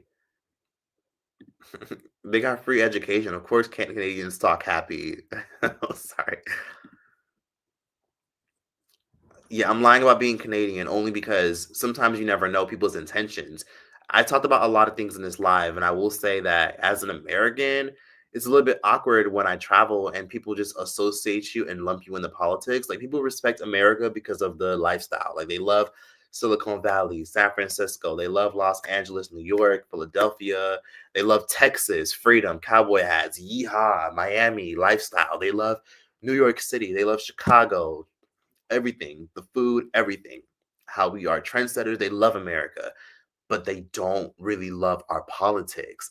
And sometimes when you go to other countries and you turn on the TV, they talk about America like their life fucking depends on it. I kid you not, like the shit sells. The minute people are talking about America or Trump, the whole world wants to listen because they know the whole world is like gonna be in it. Like, our whole country is like a fucking SNL skit. Like, no one really likes SNL. Nobody really enjoys SNL. SNL's kind of corny and lame, but you know that sometimes you will tune in because it's SNL. Like, if someone made fun of SNL or if someone's like being mocked on SNL, you're gonna watch it because you're curious. I don't find SNL funny at all, but I definitely still watch it every once in a while because I want to see what the fuck they're talking about. I'm actually literally, once I get off of here, I'm gonna actually go watch the SNL skit about Candace Owens because I know they made fun of her recently. But SNL is not funny. That's how people see it. Like, it's a train wreck that you can't look away from. And that's what America is. Someone says, Choice, where are you? I'm just joining. I'm in Algeria. Algeria is a country in North Africa, very close to Morocco, very close to Egypt. So I'm in Africa, but they're more like what is it? The Maghreb version. They're like Maghreb, like the Arab Africans. So a lot of people here honestly look like French Montana. That's the best way to describe it. Someone said, I love when you do your accents. Thanks, I appreciate that. Someone said, can I please be a mod? You said yes previously. Okay, I'll actually add you as a mod. I'm sorry, Cloud9. You're gonna have to keep commenting so I don't forget because, yikes. Someone said Democrats would never talk about that though, huh? Choice, I feel like I met you before, either in Miramar or Fort Lauderdale. You probably did because I've lived in both areas. So Immortal says she felt like she's met me before. You probably did, like I said. I went to an elementary school in Fort Lauderdale, and then I went to high school in Miramar. My freshman year in high school, I went to Miramar High School for a little bit, but then my mom was just like, "I don't want you going to that school. That school's ghetto as fuck." And then she took me out and put me in a school in Broward called Flanagan. And then after that, I went to a high school in North Miami because we went broke as fuck and we had to move back to the hood. So I ended up going to North Miami after that. But yeah, I definitely have lived in all over South Florida. So if you live in South Florida, shit, you probably did know me, or or if you know anyone around my age group, they probably did go to school with me. When I was in elementary school, I went to 11 different elementary schools, and I went to 3 high schools. Someone said black ancestors were Republicans, and the white people who fought for black freedom and equality were Republican. That's true. Let me see. Cloud9, I got you. Sorry if I'm ignoring you. Trace, you're so damn funny. Thank you. Lyndon B. Johnson said he would have us voting Democrat for the next 200 years. Yeah, that was allegedly, that's a secondhand rumor. We don't even know if it's really true, but he's allegedly been reported to say that. Democrats are still racist. Yeah, honestly, politicians are all the same. They care about money and votes. Someone said, I voted for Obama because he's fine, LOL. Who cares? He's black. I voted for Obama because he had a black wife. I voted for Obamacare. I voted for representation. I voted for Obama strictly because he was black and wasn't into politics much either. Now knowing a lot more, I would never do that again. I respect you for being honest. I was not old. I wasn't even old enough to vote for Obama for either term. I was born in 1999. Okay, so that means you was like in elementary school when he first got in, and you were like about to start high school when he got in his second term. So they don't know and nothing about politics. That's why my parents voted for him because he was black. I was 4 years old at the time. Because he was black, I voted for mom because he was black and was going to know what to do and how to act. Image matters for black American men. I'll give you that. Okay. It was all about image. Someone said they don't know. Their mom and dad just wanted to see a change. That's it. Zero logic in why people voted for Obama. I was raised by a Haitian woman too. Someone said not true. We didn't vote for him because he was black. I attended one of God LA rallies. He spoke in common sense terms and was much needed change after George Bush and 9/11. Okay, shout out to you for growing up in that era. That's an interesting perspective. Some people disagree, but you said you're one of the few people in this chat that actually voted for him because you appreciated his words and you actually saw his potential for change. I respect that. Stacy said, I was caught up in the change and free healthcare. And no free healthcare and not much has changed for foundationally black Americans. Immigrants, yeah. Transgender people, yeah. Gay people, yeah. Everybody else, yeah, so. It was more peace and more positivity in the country. I'll say that. I vote Democrat because they promote student loan forgiveness, the Crown Act, and civil rights. I respect that. Because Bush committed war crimes and we went into a recession, so I voted for the Democrat, which was Obama. That's a good answer. At the time, I did vote for him because he was black, not gonna lie. Sorry. I wanted him to win just because he was black. Back then, when I couldn't vote, LOL. So I'm so glad to catch your live with your cute ass. Thank you. Choice. Who is that in the back? There's literally no one in the back. Like, there's literally no one in the back. Like, I'm literally in bed right now. My studio lights are literally not with me. I left them at home when I was setting up to film that last video y'all saw where I talked about Iran's obsession with black folks. I literally put up my lights to literally record that, and then I had to rush out the door to quickly make it to the airport. And I forgot to pack all my shit and put it in my fucking bag. So now I literally just have my laptop, and that's about it. My laptop and my little microphone that I do for narrations. They made us go to a school to vote in grade school. Wait, I was in third grade, Cobb County, Georgia, 2007. I did choose Obama on the fake ballot because he was black. Yes, I do it again. Yeah, they did that. Okay, yeah, I remember that. They did that to a lot of kids. They let a lot of kids vote online. Where even if they couldn't vote in the actual election, it was like, okay, let's do a mock election just to see who will vote for it. Someone said, yeah, because black people fell for Obama's black family image. Same cringy way they thought Wakanda was a real place and felt fake pride from a Hollywood movie they made no money from. Marvel made hella money, and they now know to produce more black films. So I'll give it that with Wakanda and Black Panther. Someone said, staying on parents' health insurance until 26 helped me a lot. That is amazing. But that's only amazing if your parents have health insurance and good jobs that provide health insurance and can afford health insurance. Can I please be Ahmaud? You said yes previously. Yes, I got you. I'll give you a shot. Please don't speak in generalities. You're not happy he helped your LGBT community. Somebody said, well, let's be real for a second, right? When it comes down to it, a lot of Black American people, if anything, should have been first in line for actual benefits because they helped build the country. So that Mr. Obama, who's not foundationally Black American, was able to eat and actually become president since his father is from Kenya, I believe. So I think Black Americans should have definitely like got a little something, like a little bit extra. They definitely should have been more focused on like respect and a bunch of other things when it comes to the Black community and racism, and other things like the Crown Act that's just now getting recognized in certain states. A bunch of things. There's a lot of things that they could have done to like actually benefit the foundation of Black Americans that paved the way for everybody and their fucking mom to get equal liberty. But that's just all I'm saying. Because the economy fell off the cliff. That's why I voted for Obama under the Republicans. It fell off the cliff under the Republicans. That makes sense. Someone said he didn't do anything for Black people. Kamala Harris just blatantly said, I won't do anything solely for Black people. Yep. Will you visit Toronto anytime this year? Yes, I will. And I should do a meetup in Toronto because I get a lot of love in Canada. So I will do a meetup in Toronto. So I'm reading some of your comments. I'm going to get back on topic. I'm just reading a lot of these. I'm catching up with comments. Someone said, what is FBA? FBA is foundationally Black American. Someone said Obama had 2 terms, but he had a Republican Senate who voted against everything. The Affordable Care Act benefits Black Americans. I'll give you that to some degree. I guess it benefits Black Americans. People still shit on Obamacare, but if some people feel like it helped them, great. But then, yeah, I'll give you that. Obama deported more immigrants than any other president. He absolutely did. He let a fuck ton of immigrants come in, and he deported a fuck ton of them. Even the kids in cages thing, a lot of that has been happening for a long time before this current administration. Love from Canada. Love you too, Leps. Someone said illegal immigrants. Yeah. Right.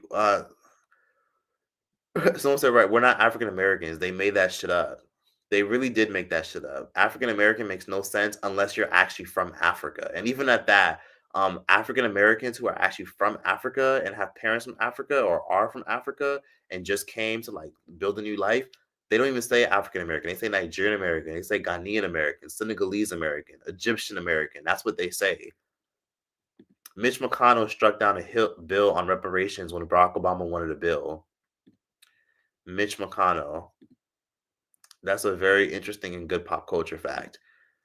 She just talks in circles. Just say yes or no. You're talking about when I played the clip of Kamala Harris? Absolutely. Someone said at that time when I voted for Obama, we were tired of old white men presidents. It was time for a change. Good point. Trace, what form of reparations would you like? So I think it would make more sense for Native Americans and then also a lot of the Black people who can actually trace their lineage to slavery. I think sometimes we can look back at certain areas that were taken from Black people. Like, I think a lot of times they can work on rebuilding Black communities that were destroyed historically that we just forgot completely fucking existed. I think we can talk more about like historical things that happened that affected Black people in America that people don't often talk about, or Black people across the actual fucking diaspora and history books, instead of them just limiting it and starting history off as slavery. Like, history starting off as slavery is the crazy thing. That's how they literally introduce Black people. They start Black people off as, and this is what happens when the slaves came in. And then that's literally the start of everything else. Anyways, and then let's see, and Trump lied about the Platinum Plan, knowing it would never pass, which is interesting, is because Trump pitched the Platinum Plan and then he lost. And it's interesting because the Platinum Plan was a really good plan. I actually read it. There was a lot of really great and amazing things in it about Black education and expanding Black this and Black that. And guess what? He didn't promote another one. I would say that. I wish Trump would have offered another one since he's now in the fucking White House now, but he won't do that. Presidents just, and they just tell you what they want to hear to get votes. Government gave him a check and tucked him into a corner. President Trump, but an old racist pedo white baby eating demon was one instead. But an old racist white baby eating demon won instead. Someone said that Indian lady Kamala Harris wasn't fooling me.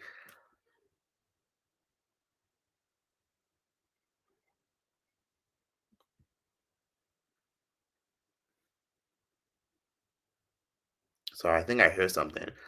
Okay, I'm gonna catch up with some of these comments. I have to catch up. It's been so many comments. Okay, 444. I'm gonna actually catch up with some of these comments. I haven't caught up with a lot of them yet because I'm on here for a while. And shout out to everyone that's in the live. For everyone that just entered, I talked about a lot of shit already. So let me just say this right now. If you'd like to be a moderator, please comment those numbers again because I'm now gonna like look at the chat because now I'm pretty much caught up with everything. So if you'd like to be a moderator, please comment 444.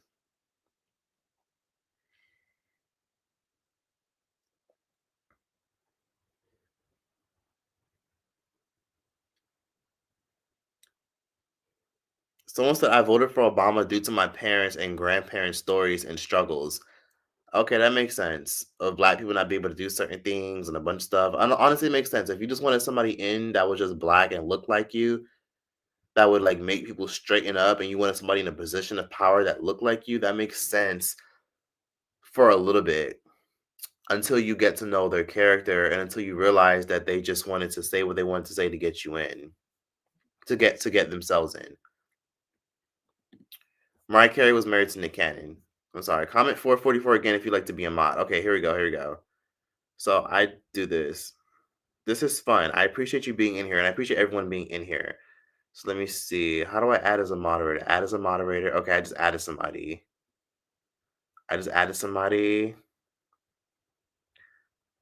Okay, I'll add you as, you said you've been subscribed since 2018. I'll add you as a moderator, and then I'll add 2 more people.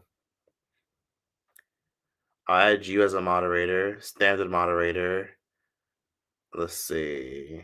Let me see. Great live as always. I appreciate you, Fury World. Thank you so much for watching. I'm surprised that there's over 1,000 people in here. And let me just say that. If you're in here and you're watching, you're tuned in, could you guys please like the live? I would greatly appreciate that. I'm actually really nervous about posting this live.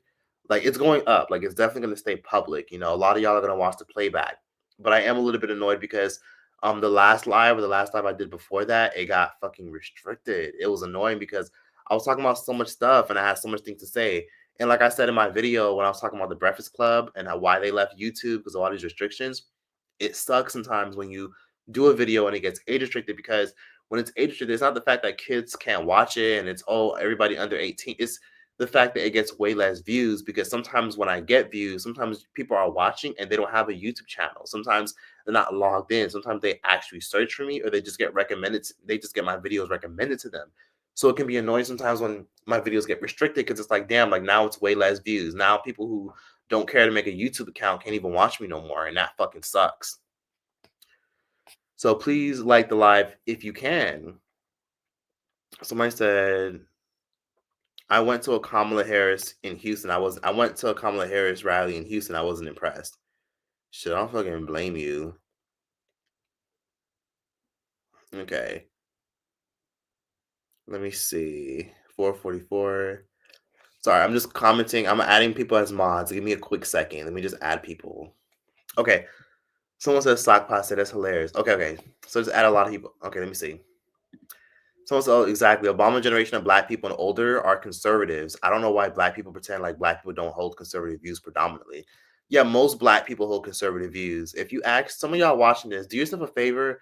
Ask your mom how she feels about transgender athletes, about women having to run in a track meet with transgender women. Ask your mom how she feels about women competing against trans women in wrestling and in MMA fighting. Ask your mom how she feel about that and tell me what your mom say. If you don't have your mom around, tell me what your dad thinks about transgenders being in women's sports. Like, ask them about that and they'll have a very conservative and interesting answer. Something that will probably shock you. Ask your mom how she feels about a transgender being in the same bathroom as her. Well, tell me what your mom said. Tell me what your dad, tell me what your grandma said. And that's just the only way I could put it.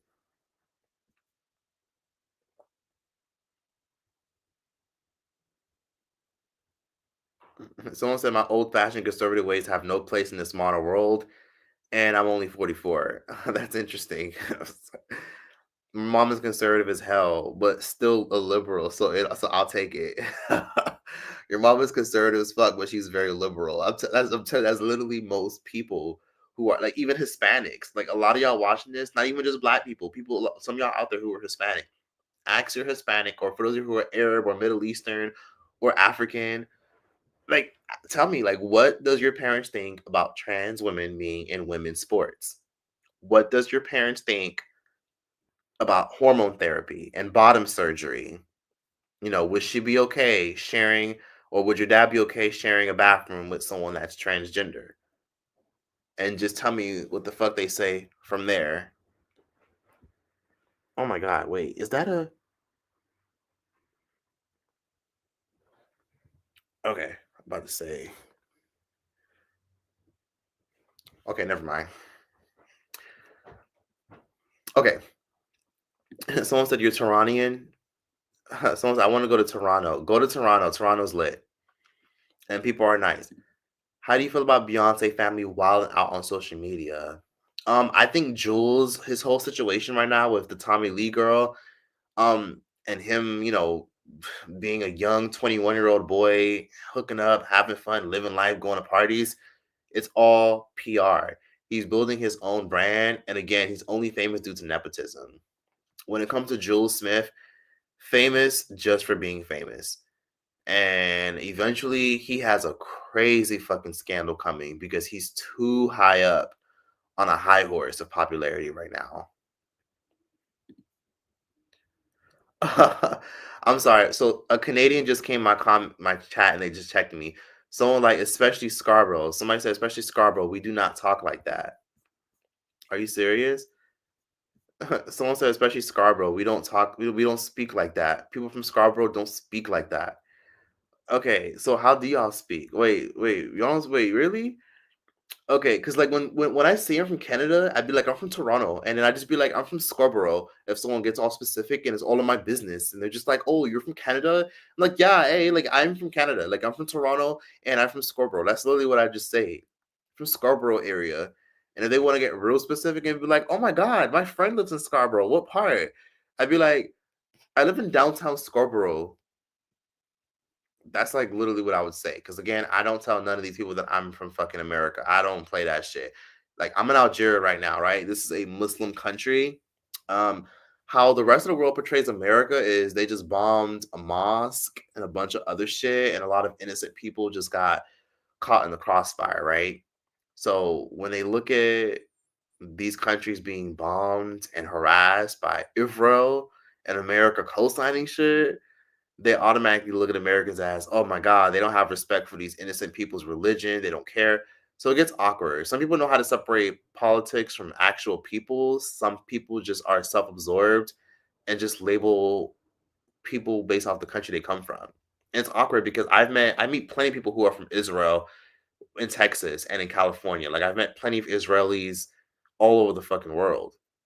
So um Israelis are usually really chill and nice, but because of how they're portrayed in the media and because of how their politicians go hard as fuck trying to like take over resources and be like the main kingpin of the Middle East, Israelis get a lot of hate. And Israelis are actually really chill and liberal and nice and friendly. So I tell people I'm from Jamaica since I was dual citizenship of Jamaica and USA. I stop telling people that I'm a citizen of the United States. That's actually amazing that you have dual citizenship. That's a fucking flex. The world loves Jamaica. That's actually one of my older lies. Oh, I'm from Jamaica. I'm from Jamaica, but now I just stick to Canada because you be asking me stupid ass questions about Jamaica, like Bob Marley. I just be like, I'm Canadian. I'm Canadian. Now I'm like before it was I'm Jamaican. Then it was I'm from Brazil. And then it became, I'm from Portugal. And then people started testing me and like trying to speak tu fala português.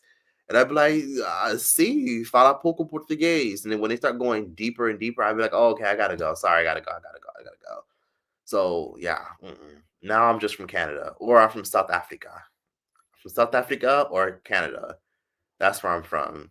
And if you're American, I encourage you to do the same thing. Don't go around telling people where the fuck you from if you're from America. If you're going to a foreign country, people are cold, rude, nasty sons of bitches, especially people from England. They can be real cold when you say you're from America. Like, people are chill as fuck because they like American culture, but it's 50-50. There's a 50% chance you meet people who love American culture and they're like, oh my God, Burger King, Domino's Pizza, yay, McDonald's. That's what they think. But then there's other people, the other 50% that'll be cold and be like, oof, Trump. Oof. Oh my God, you guys don't have free healthcare? Oh my gosh, how do you guys live there? And a lot of times it's partially jealousy. And in many cases, it's part of disdain for America being the trending hot topic because it's the land of the free and opportunities.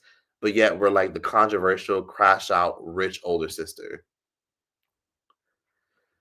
That's just how it is. I hate when Republicans go out of the country and pretend to be something else. Canadians are very nice. I went in July. Yeah, Canadians are cool. Someone said Algerians are so racist. I hear that about Algerians in the Netherlands. I've never heard that about I've never heard anyone say that about anywhere else. Algerians are actually chill. Like, I haven't had any experiences of people treating me differently because of my skin color. I'll say this: most Algerians are mixed race or white passing. Like mixed race, like they're a combination of things, or they're just Eurocentric. Coming here, I feel like I'm kind of like in the Balkans, or like I'm in Europe, because at one point Algeria was France. Yeah, I'm in Algeria. Algeria is the biggest country in Africa, and it's right next door to Egypt and Morocco. Oh my God, on Cloud9. I'm sorry, Cloud99. You gotta like remind me. I'm sorry, I literally missed your fucking message.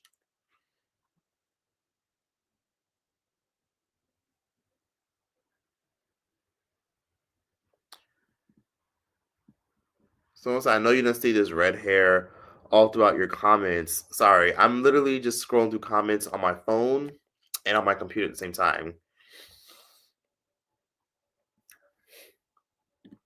Okay, how do I add you? I can't add you on my computer because Cloud9, Cloud99, can you comment one more time? Because I don't see you. Oh, I see you. I see you. Okay, I see you, Cloud99. I'm gonna add you as a moderator now, actually, to get that out the way. Okay, I just added you, Cloud99. You're added as a moderator. Congratulations. Thank you for being persistent and patient. Thank you, Destin. I'm always praying for you. I've been watching you since high school. I'm married now with kids and a manager. That's amazing. I'm proud of you and I'm happy for you. And that's amazing if you've been watching me that long. I appreciate anyone that tells me they've been watching for a long time, because for me, that's like insane. Especially when people tell me like, oh, I've been watching since I was in middle school and like now I'm grown with a kid. I'd be like, damn, I'm old as fuck. But I appreciate anyone that still watches me to this day and that still sticks around. I appreciate that. Like, I'm actually in shock that people still like watch and engage, because there's over 1,000 people in here. There's people who've been on YouTube for longer than me and they can't even pull like even 100 people in their fucking stream. Let me see. Yes, I'm in Algeria. If there's someone keeps asking, I'm in Algeria.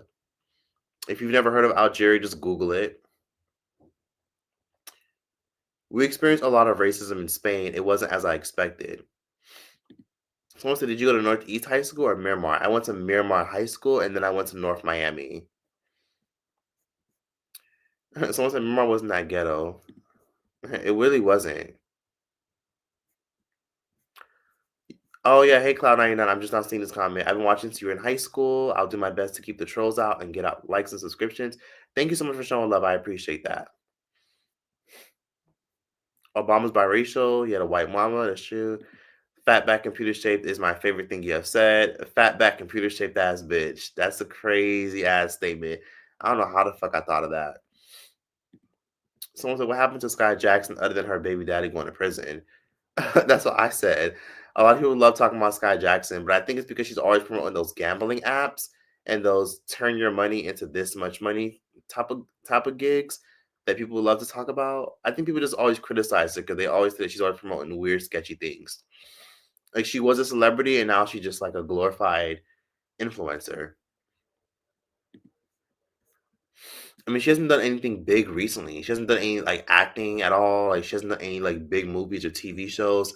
She's just remembered for that one role that she played when she was a child. She's just a child star that was in the limelight, and then now we don't hear from her.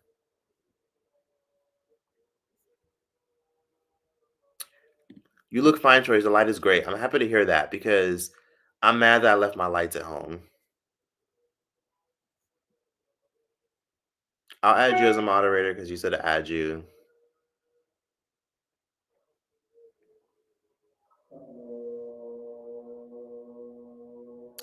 I'll add you to Crown K because you said you wanted to be added.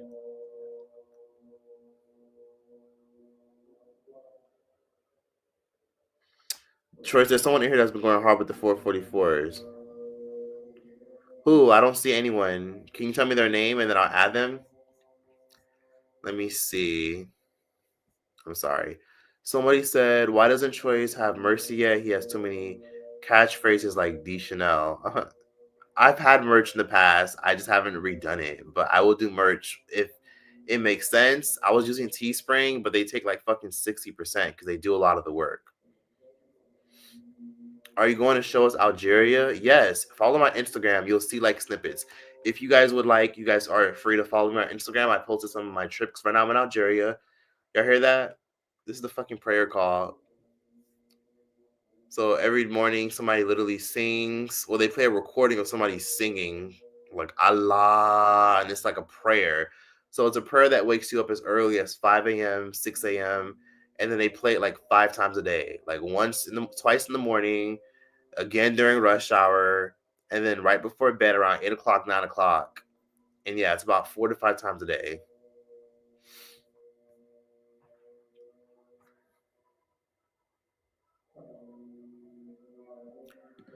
Someone said, Choice, I'm jealous of you and other people that could visit other countries and try the local cuisine. I'm such a picky eater and I never grew out of it. If you want to grow out of being a picky eater, I would honestly say try Ethiopian food. Try that. Ethiopian food is actually real nice, real flavorful, and it's actually pretty damn good for you. So try Ethiopian food. Like it looks crazy, but once you try Ethiopian food, because it's so different, it'll have you like, you guys hear that? It's so loud. I don't know if y'all hear it.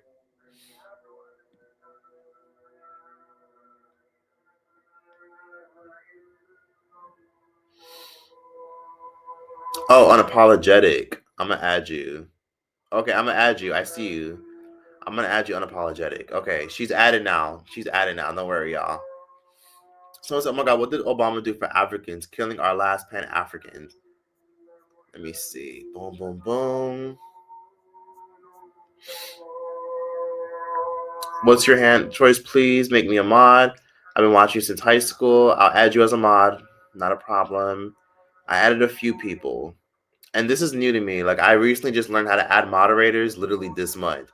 Before, I had no idea what the fuck I was doing with this whole moderator shit. But could you guys like the live?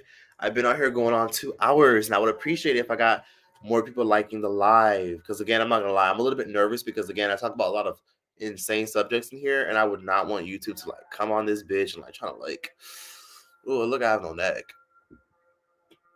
Trying to like not copyright, restrict me. I would hate that.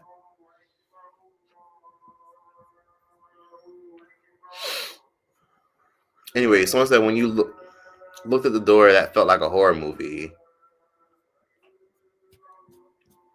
Let me see. Damn, that's the whole live. Let me see. Yeah, there's a lot of people in here, so feel free to like the live. I have a lot more subjects to discuss.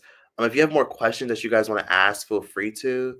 I'm trying to see to make sure I didn't miss anything because I know a lot of people were like chatting. It's so many comments.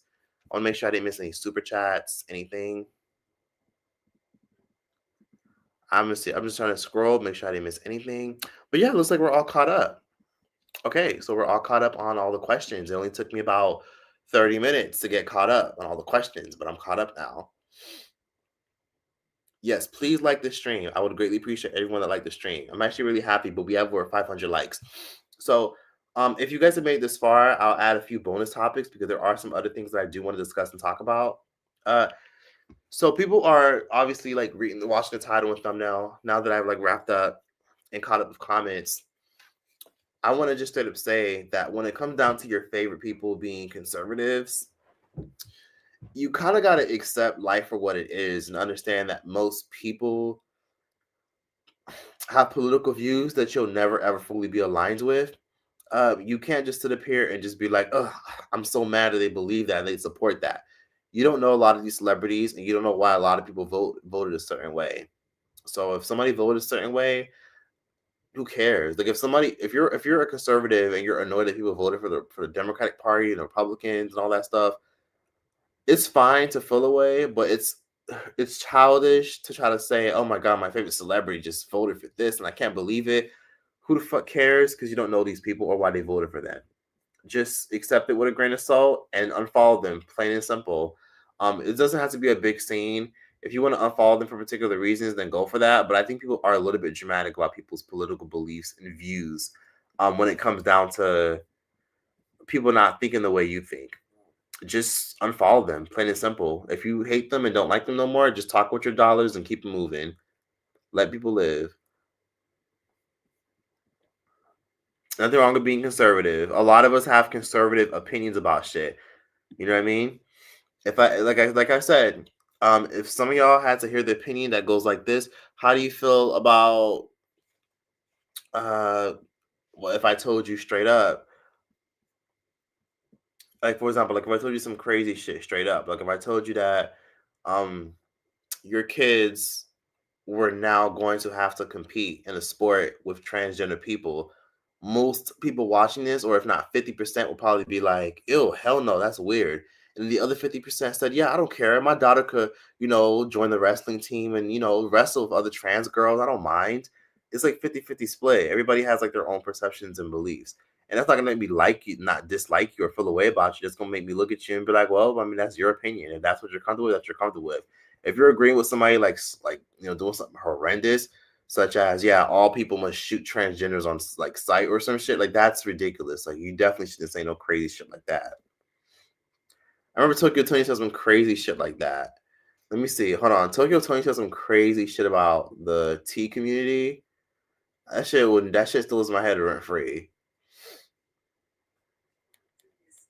LGBTQ community. Hold on. It's a lot of issues going on. But what I do want to say is I allow people to be. Is it wrong for me to have a Down syndrome girl play Angel? Is that wrong, Claire? Okay, with you being as popular as... Let me break you down. I'm sorry that you had a fucked up life. Bitch, I didn't.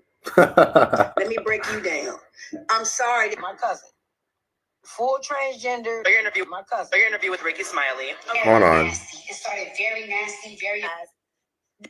The fuck wrong with y'all bitches acting like y'all don't know where the fuck you at, bitch? Is that all those no gay dick? I'm gonna go get another. Oh, I'm sorry. Okay, that Tokyo 20 videos that I taken that. I'm trying to find it. Please be sure to like the live, and I'll stay here for like 2 hours or more.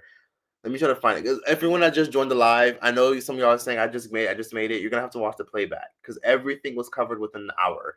Within the first hour, we got into everything. Now it's all about just reflecting and feedback and conversing with everybody. Someone said it's a call to prayer where choices currently is. Yes. So basically, I'm in Algeria right now, and if you heard like that, yalla, Allah, basically, it's literally a recording that is literally played on a bunch of buildings. Like a lot of people literally play prayers. So it's basically like a Muslim Arabic prayer being played out loud, and it's played 5 times a day. So basically, instead of having an alarm clock, you hear the prayer. You hear the prayer, like literally somebody playing somebody playing it on a big ass boombox all over Muslim countries. This is a very normal thing in a Muslim country.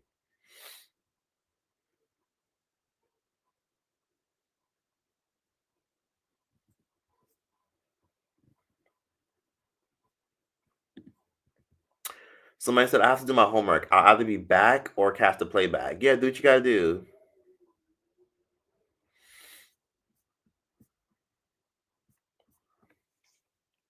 Let me see. Hold on. Tony. Okay, so I'm actually gonna do a dedicated video about this because a lot of people seem to really be interested into this live. Hold on, let me try to find it. You think I'm a lie to him? Yeah. Hey. I mean, come on. Maybe they want to wear lenses and shit and say, yeah, girl, yeah, girl. But y'all taking this shit too far now. Come on now. God don't like it. Nah, y'all little boys cut off y'all little Weeder roast. That's mutilation. Something wrong with you. You cut your meat off. You cut your stencil off. You got a stencil. You cut your stencil. Now you walk around with a patty cake. Let me tell you something. Y'all walk around with a patty cake. Naturally, you don't have our. Let me do it. This is what she said about the tea community. We get curried, women, by men every day. Your daddy curried your mom. That's probably why you don't want to be a boy. Cause you seen her go get that check afterward. I don't want to be. I got my ass sweat this shit all in the sun and shit. I'm plastic now. Yeah, y'all took over all the girl jobs. Hair, nails, secretaries. Ugh. Do what you been doing. What was that? I don't know what it was. Okay, I brought up Tokyo Tony because I was trying to make a point and an example where I was like, if you on the kind of shit that she's on, then at that point you deserve whatever the fuck kind of backlash you get. Because I feel like everybody should just respect everybody's personal beliefs and sexualities and gender identities. Because who the fuck cares? I feel like at the end of the day, if your child comes out as gay or straight or transgender, all that really matters is if you're a decent fucking person. Look, being a good person can sometimes be hard as fuck, especially when people love to test your patience, and this world can be unfair. But as long as you're a decent fucking person or try to be a decent person and do the right thing to the best of your ability, that's all that fucking matters.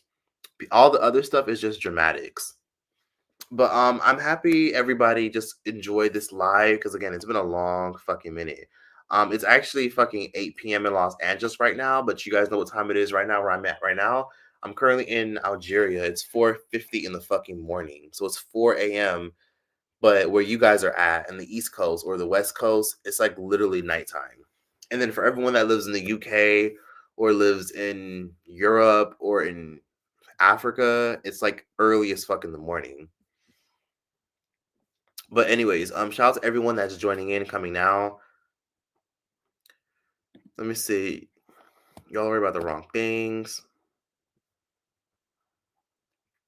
Someone said, no, don't leave yet, babe. I'm not gonna leave. I'll stay for a few.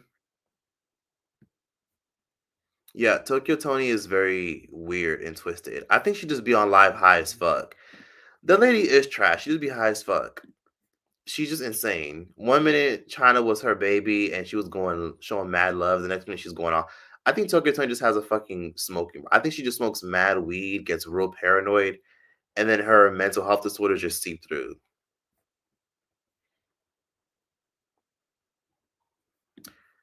Okay, so this person's okay, so you're reacting to the playback. I'll actually get back to this. So Havia said, Kamala's answer to reparations made sense to me. Her policies would have benefited Black people, and she did secure 83% of Black women's votes. That is true. She definitely got more Black women's votes. If anything, it was mostly Black men who definitely voted against her.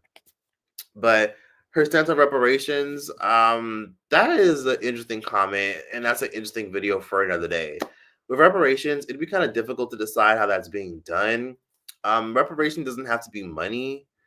Reparation can also be just like paying homage. I mean, I guess putting more Black people on things like money, trying to rebuild Black cities that were destroyed, giving land to a lot of Black slaves that had their shit stripped away from. Like, Sinners talked about this, right? Like, Black people sometimes got land and got certain things, and then it was seized for like fucked up bureaucratic reasons. And they were told, well, technically we should take this, or technically we can take this, and a bunch of weird shit. So, that's my greatest recommendation, is that they can just do so many other things that don't have to be. It doesn't have to be giving everybody a fucking paycheck or Black people pay no taxes. It could be a bunch of other things.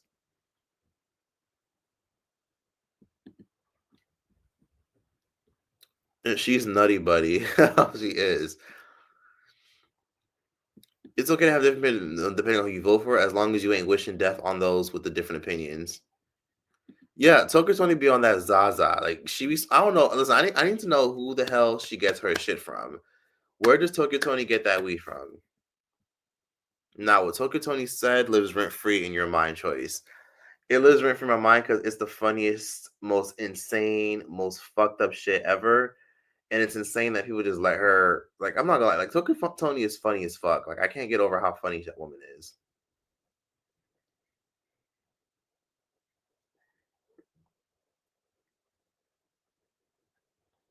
I'm trying to find it.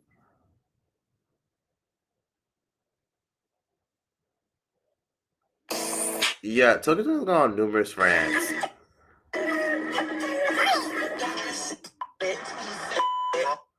Yeah, she's gone on ridiculous rants. Like, I'm looking at some of the stuff she's saying about Black China, and it's absolutely disgusting. But again, let me just say this. I'm actually really happy for all the people that came in here. Like, at one point, we got like literally 1,200 people in here. That's fucking insane. I was really hyped and lit. Like, I couldn't believe it. Like, I need to start coming on live a little bit earlier because it amazes me that people came through to show love like this. So, if possible, could you guys please like the live, pretty please? I would appreciate that. I don't know what's gonna happen because, again, I don't really know the monetization status of my video fully until it's already public and up. And then by the time it's already public and up, the video will likely be monetized or it's restricted. And that does frustrate me. So yeah, just like the live, because again, like, my other live got restricted. So if you can, that'd be nice. Make your videos on thoughts about Selena Gomez's husband. What is that nigga's name? Benny Blanco? I'm sorry. What does Benny Blanco do again? Is he like a rapper? Is he a singer? I don't really know much about Benny Blanco. I just know his name because of Selena Gomez. Someone said Tokyo Tony isn't on drugs. She's just a bad person. Yeah, that makes sense. Do they have Ubers their choice? No. I'm currently, again, I'll say it again for those who are just coming in here. I'm in Algeria. Algeria is right next door to Egypt and right next door to Morocco. It's in North Africa, very close to Spain and France and shit, but it's in Africa. And basically, no, they don't have Uber, but they have something else called InDrive. It's basically an app where you can order like taxis. So you can order like taxis privately. You can like find someone who's like, using their car to like secure rides and shit like that, and then you can like rate them 5 stars. So basically, you can, and this works in a lot of African countries. Mostly like in African countries that don't fuck with Uber. So at one point, a lot of African countries did have Uber, but they didn't fuck with Uber no more because they feel like Uber was taking all the clients. So Uber, obviously being so trendy and so popular, all the taxi drivers were out of work. They were struggling badly financially. So a lot of them protested. Some of them linked up and snuck up on Uber drivers and beat their asses, pulled them out their car, snatched their stuff, took their money, and a bunch of really horrific things. This happened in Mexico. This happened in some parts of Africa. This happened in some parts of South America. Like this happened in a lot of places, and taxi drivers weren't playing. But taxi drivers be bucking people. You know what I mean? Like they sometimes be like dialing up the meter, fucking with the meter, doing a lot of weird, shady things. So these apps are necessary. Like, that's my advice for anyone watching this. Like, if you go out the country, there's a rideshare app everywhere. So please use a rideshare app because there's a bunch of them. You know what I mean? It's fucked up, but like I said, yeah, I use InDrive. InDrive is where like I just set a bid. I'd be like, starting bid $4. Who wants to pick me up? And then drivers will either like swipe and accept or decline. And then I get to accept whichever driver I want based off of their ratings and how many like stars they have and how many, you know, rides they've done, how long they've been on the platform. So InDrive is really good. It's also very popular in Morocco. They use it in Egypt. It's also in America. You can use InDrive in America too. The only problem is you have to pay cash. So the app doesn't operate with card. I think in some places, yes, but in most places, you got to have cash on hand. So that's just that.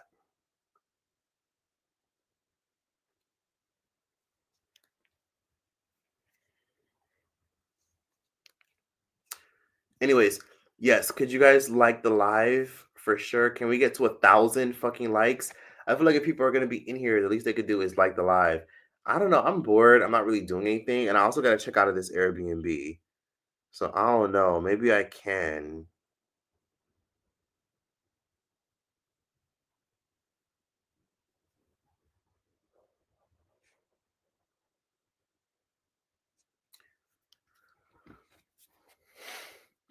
Would you be friends with somebody that calls themselves transphobic or racist?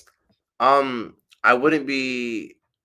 I mean, to be honest with you, being phobic anything and being racist, all that stuff stems from just being a hateful fucking bitch. I don't attract hateful bitches because I don't hate myself. And I feel like if you were hateful, it's one thing to have an opinion. Like I don't agree. Like I have friends that'll be like, yeah, that shit's delusional. I just don't agree with the transgender lifestyle. It's just it is what I respect people's opinions with that. I have a friend that will basically be like, yeah, I'm not really with it. I have a couple friends that are like that. Like I got a male friend who's liberal as fuck. He's like, fuck Trump and we need this and we need healthcare and we got to do this and we got to do this and he's trying to destroy democracy. But then the minute you bring up transgender stuff, he'd be like, that's a man, bro. That's a dude with dick and balls. That's literally how he talks. And I respect his opinion, and I'm not gonna cut him off because hell, that's been my friend since I was a fucking teenager. You fucking kidding me? And he's a good friend of mine who is actually a good person. But that's just personal opinion, and a lot of people have their beliefs about things such as the transgender stuff. And I respect trans people. I'm like, yeah, do what you do, live your fucking life, do what you love. I don't have no problem with none of that stuff. How can I? Why would I? So people can have their opinions about it. Now, when it comes to racism, though, why would I be friends with someone that's racist when in reality that stems from just being hatred? Like again, like I don't think it makes that person that I know transphobic for feeling that way. I think that just means that just their fucking opinion. Now, racism though, that's like oppressive societal stuff. I don't have a problem with people being racist. I just wouldn't want to be around you because if it's affecting me in a way to where like bitch, like you want me, like I'm not about to be friends with Treasure from fucking like Dr. Phil. It just doesn't make any sense. You know what I mean? And again, like if somebody's racist, they're not about to come up to me. You know what I mean? Like I'm a chill ass person. I stay to myself when I go out. If somebody's racist, they're not gonna just come up to me and be like, "Hi, I'm racist. Would you like to be friends?" Like, no. And where I'm at, racist people don't go. Like I don't go where there's racist people. You know what I mean? And if there are racist people, they're definitely not going to be talking to me. And if I have met some racist people, they're usually cold as fuck and don't even acknowledge me. I'm like, okay, this person's probably racist. Like, or like racist people just like they're not going to. That question just literally makes no sense because if they're racist, they're not going to acknowledge me. And if somebody's transphobic, if you're phobic anything, you're just a hateful bitch. And that just is what it is. And again, like it's all about who you are. And friend is a strong word. What's the best part about Algeria to you? The architecture. I literally feel like I'm in fucking Paris. So I'll show you guys some videos that I took while I was in Algeria. The reason I came here is because I think Algerians are just hot and beautiful. Like I love their food. Well, I love how their food is similar to Moroccan food. And also, the tourism here is very weak. There's not a lot of tourists here. It's also the biggest country in Africa. And I also was interested in their history because they used to be a part of France. Like, this literally used to be France until they woke up one day and said, "Nah, fuck that. We don't want the French here." So there's that. But yeah, a lot has definitely changed with this country, and they've evolved, and they were controlled by France for over 100 years. But now the whole country is its own. And let me show you guys some videos that I took of the architecture so you guys can understand where I'm coming from. Let me see. I'm trying to find a video that I took.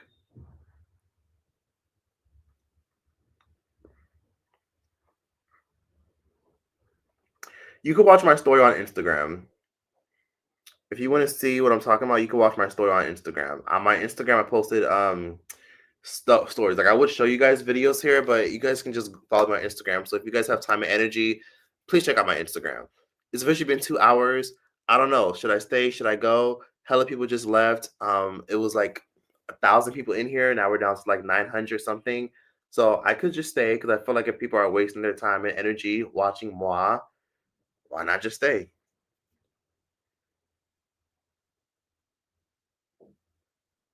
What do you think of Jaguar, right?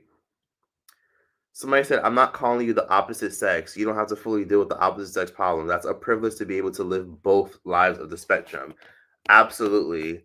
If you're able to live both lives of the spectrum, that is a huge fucking privilege to be able to wake up one day and say that, yeah, one day I was this and the next day I'm that, and you're able to see what it's like to live in both worlds.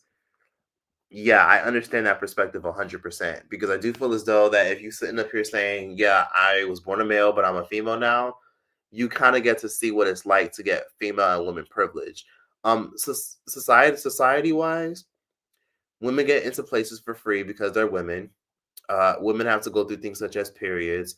Women have to go through things such as, having to worry about going to a certain country because they have to get fucking catcalled, and they're just worried about, you know, people kidnapping them, human trafficking them, doing all kinds of fuck shit to them. Women have to worry about what it's like, to deal with things such as menopause. It's a lot of fucking things that women have to go through. One thing I learned recently from having women friends when I have these conversations with them is they tell me all types of things about what they have to go through as women, such as, having to hurry up and have kids before they turn 42, because by the time you turn 42, it becomes difficult to go through with a long-term, full-blown pregnancy. Meanwhile, a man could be up to 50 years old and still get a woman pregnant. There's a lot of things that women have to go through in terms of other things, such as, let's see, ageism in the workplace, where, in the workplace, you're dealing with all types of fucked up and crazy ass ageism, where because you're a woman, society just automatically just misinterprets you, disrespects you, just all types of fuck shit towards you. So, yeah, it's a lot. It's a lot that goes into shit. So I understand the struggle, and I understand how they can also go inside the like if they wake up one day and say, "You know what, I'm gonna go back to being male because the female experience is not for me." Sometimes they can do that, and they can be like, "You know what, I'm ready to go to a country as a male where I'll get more respect and more rights." And I can do that. Like, I can, like, in some countries, women can't even walk around and exist without having a male companion next to them. Like, sometimes in some countries, women can't even travel legally without having a male companion approved for them to leave. Like, if your man wants to confiscate your passport in some countries, your man can easily do that, and there's nothing you can fucking do about it. Like, if you were in a certain country in the Middle East and your man said, "Yeah, I don't want my wife traveling. You're not going nowhere. I have your passport and I approve your travel," he can do that. That's something that if somebody is trans, they can kind of step between two worlds. And that's something that can kind of like rub some people the wrong way, that you can exist in two different worlds, that you're treated differently based off of the two genders you can bounce around from. Now, I get it. It's a gender identity. They feel a way, so they want to exist as what they feel on the inside, because if they don't, they're more likely to be idol. I'm not gonna say the word. They're more likely to be idol. They're more likely to go through severe amounts of depression and anxiety because they just don't feel like they are what they were born as. How tall are you? I'm about 5'8", 5'7", 5'8", most likely. Moroccan food is so delicious. Yes, it is. I'm gonna call you whatever pronouns I initially see you as. I don't got the time or energy to analyze people. I live in a francophone country. I live in the entire MAGA house with my ex. We were the only liberals. Interesting. So you and your ex had conservative roommates? Interesting. But it's okay. I feel like you can get along with anyone that's liberal or conservative. Just avoid politics.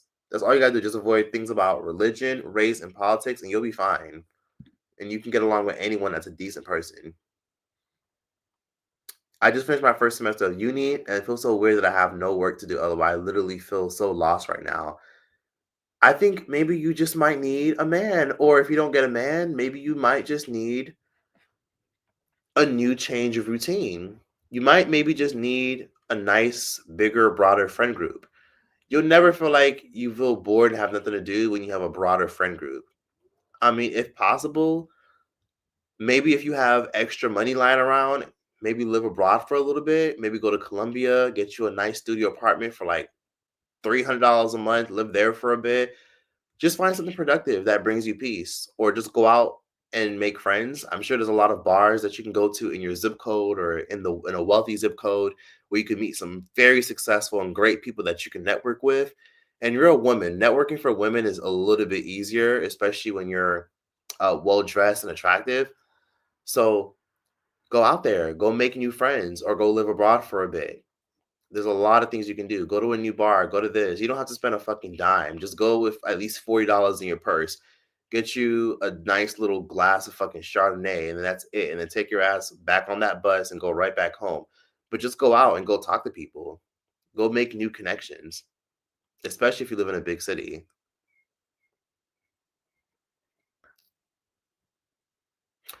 Someone said, not true. Racists can be nice people who like you and think you're just one of the good blacks. I lost a lot of white friends like that around the George Floyd era. That's disappointing and sad. People really did show their true colors during that era. I'll tell you that much. The world did sensationalize that. I'll tell you that. But yeah, you did see some people's true colors. I was in Panama, and it's so crazy. Speaking of what you said, have you ever seen the movie The Hate You Give? You know how 1 minute the little black girl, that Amanda Steinberg played a black girl in The Hate You Give. And oh my God, y'all hear that? Another prayer call. This is the third one this whole morning. It's like a huge boombox just saying Yalla, just like saying something in Arabic. Sometimes it wakes me the fuck up and it catches me off guard. Or sometimes I be wanting to sleep. Sometimes I shut my window and I still hear it. And my window is shut because of that. And it's hot as fuck in here. Someone said, yeah, but watch the movie The Hate You Give with Amanda Steinberg is what I was saying. Because in the film, she went to a white school and those white girls show their true colors. They called her friend a thug. They were like, he was a thug. You know, of course he died. Like, they said some really fucked up shit. And it was rough. That movie just shows you how quickly people switch up when it comes to political and social issues. I'll tell you that much. As long as people are respectful of everybody's political and social beliefs is all that matters. But you need emotional maturity for that on both sides. Yes, I'm in Algeria.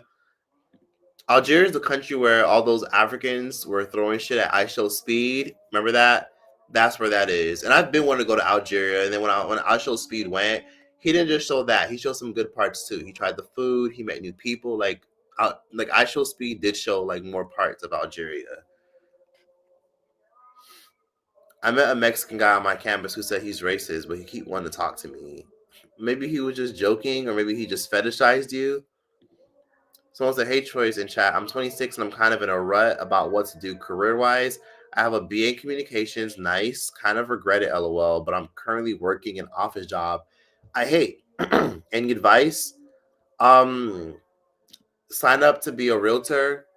Do a tiny little online certification so you know the basics of being a not real estate agent, a leasing agent. There's a huge demand for that right now. It's a fun job. There's opportunity for growth, and you get to network with lit people. If you get the opportunity to work at a luxury building, you meet some awesome people. and it's a chill, fun, rewarding job. So maybe consider being a leasing agent. That seems like a really good career to get into. Try that. Someone said, I think people who see other races as a fetish are worse. Oh, and also, my bad, I forgot to close out the question. If anyone has any advice for this person, feel free to give it in the chat. But my best advice is to just simply give yourself a break, give yourself some time, and just live your life. And if you hate your job that you're at, and you have a BA in communications, you can allocate it. Ask ChatGPT what are some transferable things you can do with that degree, and then tell it your preferences, and then see what it tells you. Just use AI. I know it sounds cliche, but just use AI. Honestly, only you truly know what will get you out of the rut. Career-wise, I suggest most people watching this to be at least. There's a huge demand.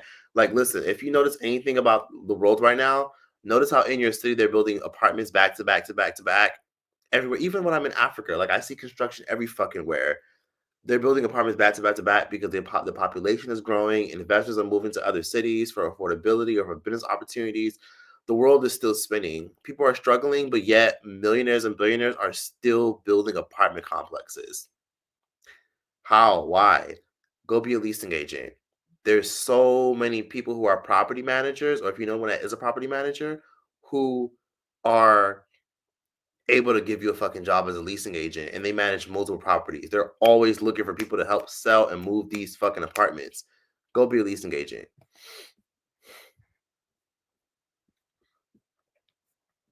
Algeria is not in Europe, it's in Africa. It used to be part of France, but it's in Africa. Somebody said, hey, Breeza. She said, sir, stay, please. I would stay. I will stay. If we get to 1,000 likes, I'll stay. If we can get to 1,000 likes in a few minutes, I'll stay. If you have absolutely nothing to talk about, go ahead and go to bed. I definitely might. What's your handle on Instagram? It's the same as my YouTube channel. My Instagram is the same as this. Go follow me on Instagram to see more clips of my Algeria trip. Yes, right here. It's literally my Instagram. Choice TV. Like, it's the same thing as my YouTube channel. Just type in my YouTube channel name and you'll find it. So yeah, go follow me, y'all. Follow me so y'all can keep up with my travels. I post a lot of my travels on there. Would you advise against traveling to Morocco alone as a woman? Yes, I would advise against it. If you have tough skin and can handle men catcalling you, you'll be fine. Men, the thing is, men will bug you. Let's put it this way. If you know that you tend to get catcalls a lot in your own country, Morocco is lit as fuck. It is so fucking cheap. It is so fun. The food is so good, and people are so sweet and always want to help you and always want to talk to you and ask you questions like, "Where are you from? Do you know this person? How's America? How's Canada? Or wherever you're from? How's the British? How's this? How's that?" People are nice, but if you're a solo woman, have tough skin. Like I would say this: if you don't have tough skin and can't handle guys catcalling you, winking at you, grabbing their crotch, and saying and blowing kisses at you, because that's what some guys do in Morocco. Sadly, a lot. I'm not gonna say some. A lot of guys do that to women, and they do it to gay men. They do it to anyone they find attractive. Who they just it just is what it is. Like they're just extra charming and flirtatious a lot of times. Don't take it personal. Just keep it moving. And if you don't have enough tough skin to deal with that, then I don't recommend going to Morocco as a woman. But if you could deal with that, you'll be fine. Don't go in nobody's car. Don't spend the night with anybody. Don't let anyone fucking lead you to a dark alley. And just stay within well-lit tourist areas, and you'll be fine.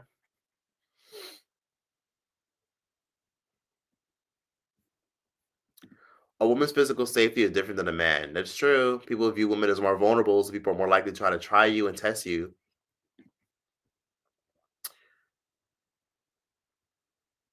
Let's see. Oh, hey, that's so crazy.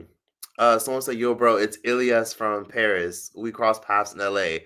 Oh my God. Okay, I'm happy you're here, actually. That's actually really nice. I was like literally planning, like vlogging in Algeria. How are you? I'm great. Okay, I'm like literally just reading your comment. I hope you're still in here. So I met this person in Los Angeles, and they're from Algeria. We'll have a conversation later, but I'm like in Algeria literally right now as we speak. And like right now, I'm like planning my itinerary. I'm like literally in an Airbnb right now because I have to check out and then go to another Airbnb because I didn't realize I was gonna like this city so much. So right now I'm like staying in like the capital city because that's what I always do when I go places. I stay in the capital city. So I'm currently in a city called Algiers, Algeria. and it's fun and it's cool and it's like real European, but like I really want to see like more. So like right now I'm like plotting on how to get to the next city. So right now, Ilias, I'm gonna spend 2 more days in the capital, then I'm fucking going to Oran. And then after that, I'm getting out of here. I'm probably gonna go, I don't know, to Morocco, but I don't know. It depends on how Oran is. Like I'm having fun in Algiers, but it's a lot of people. It's so much. It's a lot. This, and I don't know where to go. And it's also kind of hard to like navigate the city because I don't have a tour guide. Because all the tour guides I've seen online are kind of expensive. Even this Airbnb is kind of like everything online for Algeria is expensive because tourism is so limited. Everything online is like, oh my god, like that is too much. Like how many euros? That is too expensive. So even this Airbnb, like I'm paying, like I'm only here for like I only booked it for, let's see, I think 5 days, 5 days. And then I think I'm paying like $45 a night, which isn't bad. But I'm also like, come on now. Like if I was in Morocco, it would probably be like $20 a night or $18 a night or 30. Like it's just a tad bit expensive to get an Airbnb because tourism is so limited and not many people come here. So it can be a little bit like everything's a little bit more pricier on Airbnb because everyone that does come here, they know where to go, and hotels online are so expensive, and like they don't let me come into the country unless I have somewhere to fucking stay and I have somewhere to show them. So I'll definitely contact you and hit you up, Ilias, for more information and more tips. Like this is someone I met recently who doesn't know anything about my YouTube channel, but like I met them recently and I met them like before I came here, like literally a week and a half before I came here. So I'll be contacting you because I don't know where to go. Like I'm literally solo. I'm by myself. I don't know what the fuck to do. And I'm just navigating a whole country where I don't speak the language, know anything. And I will vlog and document it because everyone's been so chill and so nice. But I will say, so you guys remember when I Show Speed was in Algeria? You remember that clip of I Show Speed and people were throwing shit at him because he was like recording people and shit like that and doing the most, and people were doing the most right back to him, which was a little bit intense. I'm in that country. I'm in Algeria. So people don't like being recorded. Like even when I was like in a patisserie place, which is a pastry, like a bakery place, I was trying to record and the guy was like, no. Or like I remember I was like recording like a tourist area and then a police officer walked up to me and he's like, please delete that. Let me see that video you took. I showed him and he's like, yeah, can you please delete that? Yeah, in Algeria, it's illegal to record the police. Like it's illegal here. You cannot do that. Please delete that. And I said, okay, sure. I literally went in my camera roll and I deleted the video that I took of the police officer. And then he was like, okay, and then also your storage as well. So you know how in your iPhone you have a recently deleted? Like when you delete something, it's gone. But then there's like a recently deleted. The police officer looked at me. He was like, yeah, delete that too. Go to your storage. I was like, oh, okay. I went to my recently deleted storage and then I had to delete the video in my recently deleted. And I wasn't even thinking of that, but he wanted to make sure that that was gone as well. So yeah, they don't like being filmed here. So Piece of Me doesn't really like filming and vlogging. Like I still did my filming and my vlogging, but I feel like I'm going to have to do it in a way where it's secretive because people are turned off by it. I think because people in the West are more desensitized. Like if someone's recording, you're like, oh, whatever. But here, people kind of have the mentality of, I don't know what you're going to do with that footage or where it's going to go. I don't want nobody in my business. I don't want to be filmed. So yeah, that's kind of been hard, but I do still plan on vlogging and posting more. But I'm happy you're in here. I didn't see your live earlier, Ilias. I didn't see your live earlier, but thanks for joining in and coming in. It's good to hear. Oh, you're talking about what I said earlier. It's good to hear you as a man discuss some of the challenges natural-born women face. I appreciate that. I appreciate you acknowledging that because sometimes someone got to say it sometimes. Let me see. Avoid politics and religion. On anyone can get along with anyone. Yeah. Someone said I do need all those things. Let me see. Catch up with Choice Abroad. Follow his Instagram. Yes, follow my Instagram, please.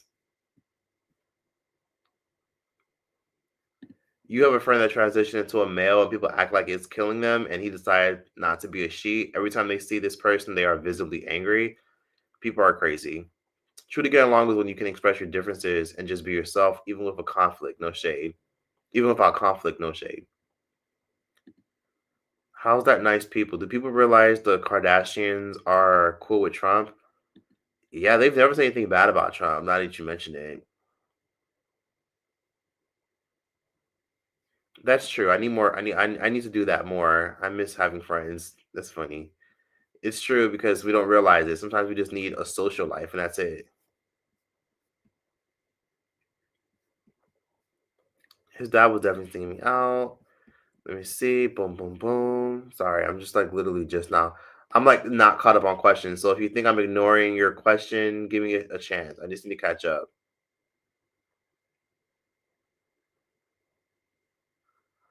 Sorry, I just need to read some of these because I'm still live, but I'm like trying to catch up. Start a YouTube channel and journal your journey for like a separate channel for my travels. I can definitely do that for sure.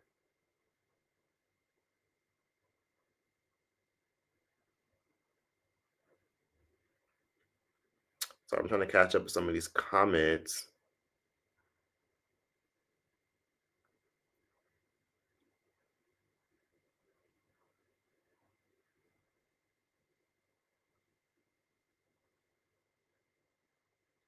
Thank you for answering my question, Choice. I will consider the leasing agent option. Yes, I'm open to any advice, so please feel free to share, everyone.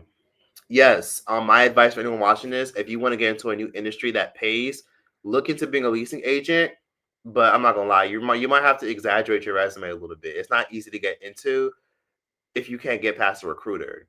So take a little online certification, put that shit on your resume, be like, yeah, I was a leasing agent for 4 years, and then just Google and YouTube the fuck out of how to be a leasing agent and just be prepared for your interview. But if they like you, which is the job is mostly personality and stuff. If you've worked in sales and you got a cool personality and you have like the idea of I want to help people find their ideal home. I like the idea of helping people find their place and find their home. Boom, you're in. They don't really even give a fuck if you're being fake or genuine. You're in. So go on Indeed and go on online threads, make a good ass resume. Hell, ask ChatGPT to make you a good resume for your job and be a leasing agent for an apartment.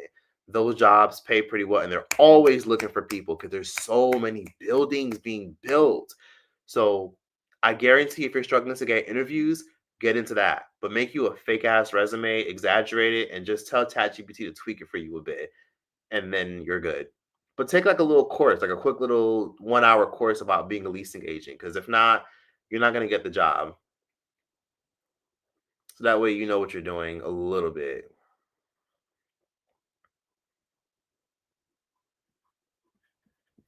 Let me see. Let me see. Let me see. Let me see. Let me see. Hey, Evelyn. You sound just like me not long ago. I also have a common degree. I got because my first plan didn't work out, but it's never too late to do what you truly want.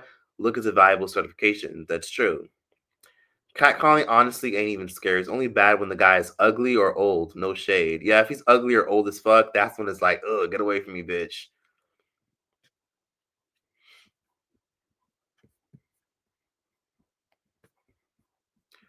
Somebody said New York City is different from Georgia, guys. Ain't it too proud to ain't New York City is so different from Georgia. Guys ain't too proud to beg. That's funny.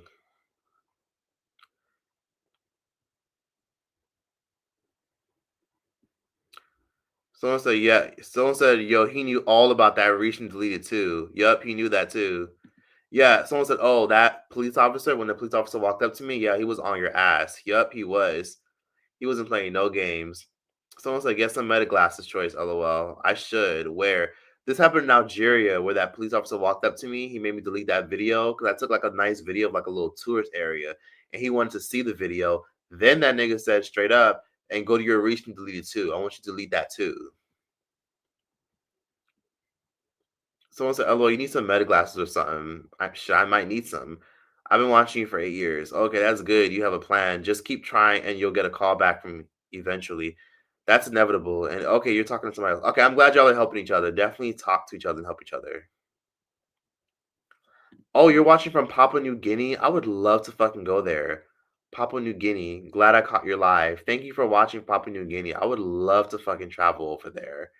But the flights there are so fucking expensive because not many tourists go there. So it's kind of expensive just to fly there. And I don't even know if it'll even be worth it. But I'll definitely try to go. I want to see someone like you go somewhere like Madagascar. I should go to Madagascar. Damn, what the fuck? I finally made a live. Dead ass, bro. Been watching since 8th grade. I'm 21 now, got a crib and a kid. Enjoy the vids. Thank you so much. I'm literally gonna get off of here very soon. So I really wish you would have caught us earlier. But it's okay because you can catch the playback. We had an amazing time within the first hour. Choice, you should do a vlog about your travels and break it down into parts. Yes to travel with choice, lol. Also, let me see. Would you ever to have a wife one day or not? I have you here talking about being ace, but your interview with Jesse Pearson has been over 1 minute now. Yeah, I mean, honestly, I don't care for the idea of marriage. It would have to benefit me. If the person is super wealthy, why not? But yeah, I mean, the ace conversation, that's another conversation for a different day. But yeah, most likely it would have to benefit me if I were to ever get married or settle down with a partner or an individual, period. It would need to actually benefit me. I just don't see a physical benefit at the moment. I'm not a bar, but I find it odd how hard they're going on Nicki because Ye has said and done much worse, and he had never got these kind of lashings. That's true. He's never had all these people publicly come out to talk about him like how Nicki has. People go hard in the paint on Nicki more than they went on Kanye. Hell, even people at comedy shows are going in. Well, I mean, Kanye got some backlash too, but Nicki is getting it really big. People are really on her shit for that. Here to support and watch Choice and watch the playback because I was late. Some politicians are worse than Trump. Black people can't get hired in California. Honestly, the best industry to get into is caregiving. I'll be honest with you. Caregiving and being a leasing agent. Those are easy industries that pay off over time. Do you think living out the country is better than living in the USA? Honestly, if you have stable income coming in or you have a couple thousand saved and you're going to a cheap country, then yes. Bring me a perfume from Algeria. I will, but you'd have to remind me in the Instagram DMs, tweet me or send me an email or comment on like one of my TikTok posts so that way I remember you. And you gotta be specific about the kind of perfume do you want. Like, are you looking for like a perfume blend? I'm also going to Morocco, so maybe I could bring you something there too. But yes, if you guys want to know more about my recent travels, because right now I'm in a country called Algeria in North Africa, you guys can watch my Instagram highlight. I made a whole Instagram highlight bunching all my, clips, the things I've done, the food I'm eating, and everything. Someone said Choice. Evelyn said Choice, make me a mod. Evelyn said she want to be a mod. Okay, I'll make Evelyn a mod. Why not? We'll make you a moderator, Evelyn.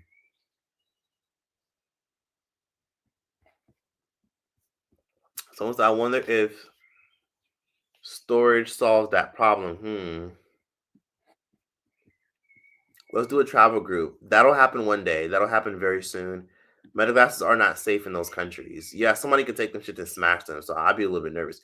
You don't seem to care that I've been watching for 8 years. I do care. I just didn't see your comment, Kong F2F.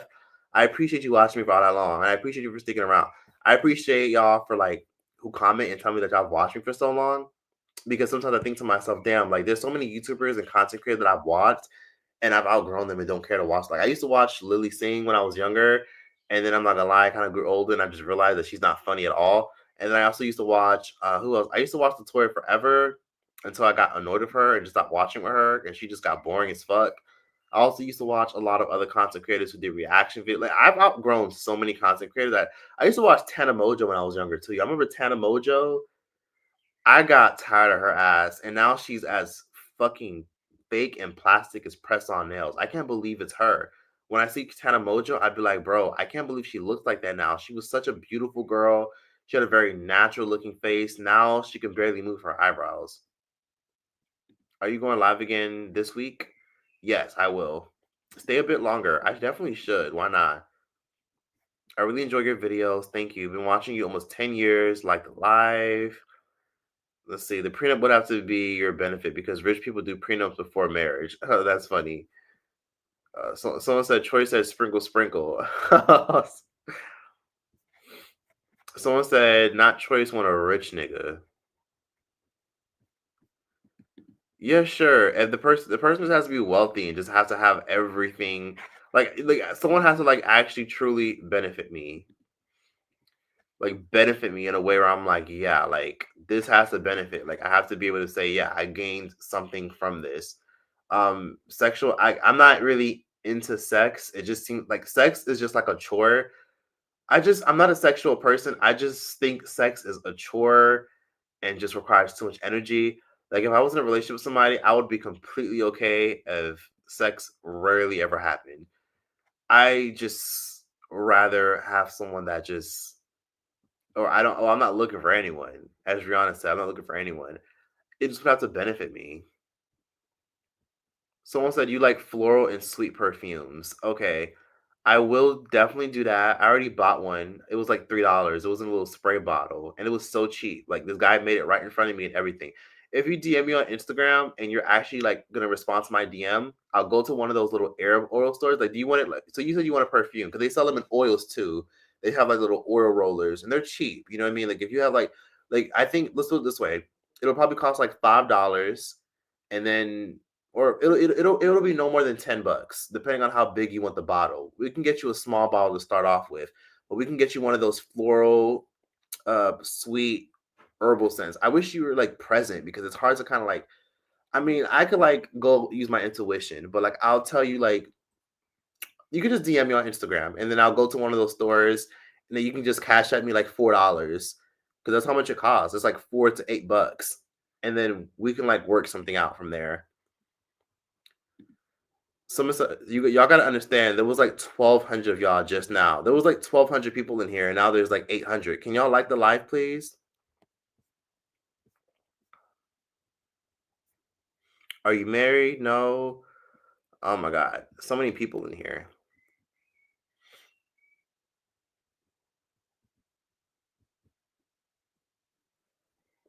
Your name is Brazy Lay. Okay, I'll actually check your my DM. I'll be here for about 1 month because my visa allows it, but I'll let you know. I'll keep you updated, and we'll go from there. Just counting. Have a blessed trip. Don't get meta glasses. They probably would try to take them.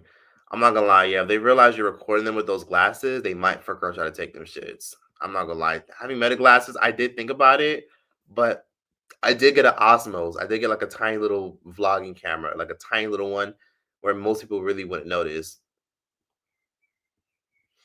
I wish I could travel with your choice, but I have cats and kids. Get a cat sitter and get a kid sitter, or hell, bring the kids with you. But then bring a friend who you know can like watch the kids. But you gotta be willing to pay for that friend's flight.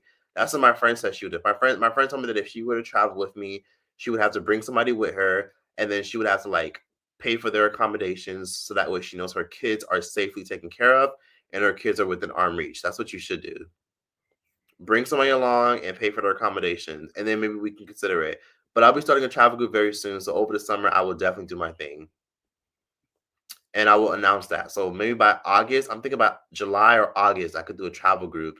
It wouldn't be expensive, so let me make this very clear. Everyone that's watching this that wants to be part of the travel group. So I was thinking of 7 countries. So South Africa, Cape Town, or Johannesburg. I was thinking we can go to Cairo, Egypt. I wouldn't mind doing Marrakesh, Morocco, since I've already done that before. And I love going there to shop for like Louis Vuitton and Gucci and like buy all types of cool things for my friends, even though I don't wear that kind of stuff. People that I know do. Um, so yeah, South Africa, Cairo, Egypt, Morocco. I was also thinking Portugal, Lisbon, because I love it there. I wouldn't mind doing a place like Albania, and I wouldn't mind somewhere like Jamaica. Jamaica's easy and Jamaica's cool and it's safe. Like most people know Jamaica is safe. Well, Jamaica's 75% safe. It's safe enough. And then after Jamaica, I was also thinking maybe we could do something easy and simple like Brazil. Brazil can get rough and dangerous, but I've done Brazil so many times that I already kind of like know like what areas to do. If you stay anywhere near the beach in Brazil, you're usually safe. Period, point blank. Like the wealthy people and the police don't play about the beach areas. Let's go to Guyana or Dominican Republic. I've never been to Guyana. I've been to Dominican Republic. Dominican Republic's cool. But Guyana, sure, why not? My sister got paid $2,000 to babysit for rich people in Hawaii for 5 days. That's fucking incredible. That's industry that y'all should get into. If you're struggling to get interviews, everybody's looking for a caregiver. Listen, if you don't have the credentials to be a caregiver, just make up a fake ass resume and put on your best front for the interview. And I promise you, your personality will sell you more than anything. Like, personality gets you very far. Like, having a strong character and having a cool energy, people will trust you and hire you. If they like your energy, they will hire you straight up. Be a caregiver, be a nanny, or get into leasing, being a leasing agent. If you don't want to go to college and you feel like your certifications and your interview thing coming through, be a leasing agent or get into caregiving or be a nanny. Like, everyone needs a babysitter. Like, they don't give a fuck as long as you have a clean or a clean enough. Like, your background don't gotta be perfect, obviously, but if it's clean enough and you haven't done no crazy shit to kids or you haven't like killed nobody, have some crazy shit like that, you can be a nanny. You can be a fucking like a fucking caregiver or a leasing agent. Those are good industry. Just make up a fake ass resume, put on your best front, and those 3 industries will get you right. Oh, and obviously anything in sales. So retail sales, that gets you right. Those are easy jobs to get. Other easy jobs to get that people sometimes, don't realize, being a pet sitter as well. So if you're a pet sitter, everyone's always looking for a pet sitter on Craigslist. If you're also looking for jobs, you could try Craigslist. It's not as saturated, and you can like directly email the person that put up the fucking ad on Craigslist. That's what makes Craigslist most convenient. There's a lot of scams on there, yes, but just use your intuition, and before you apply or send your resume to the email attached, screenshot and ask ChatGPT, does this look legit? And then just go from there.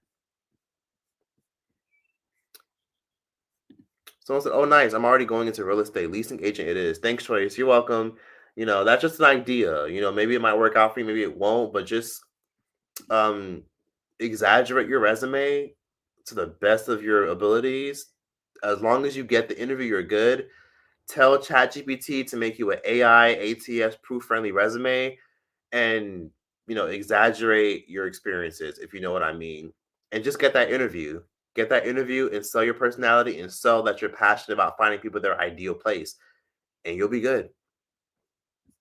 There's apartments everywhere. There's construction next door to you, right around the corner. Like, people sleep. Like, I promise you, if you apply to like at least 50 leasing agents, like they literally, if you live in a big city, they're literally posting at least 100 leasing agent jobs a week. Somebody's applying to them, and sometimes, for those of us who lived in apartments, we know how fucking slow and basic some of these leasing agents can be.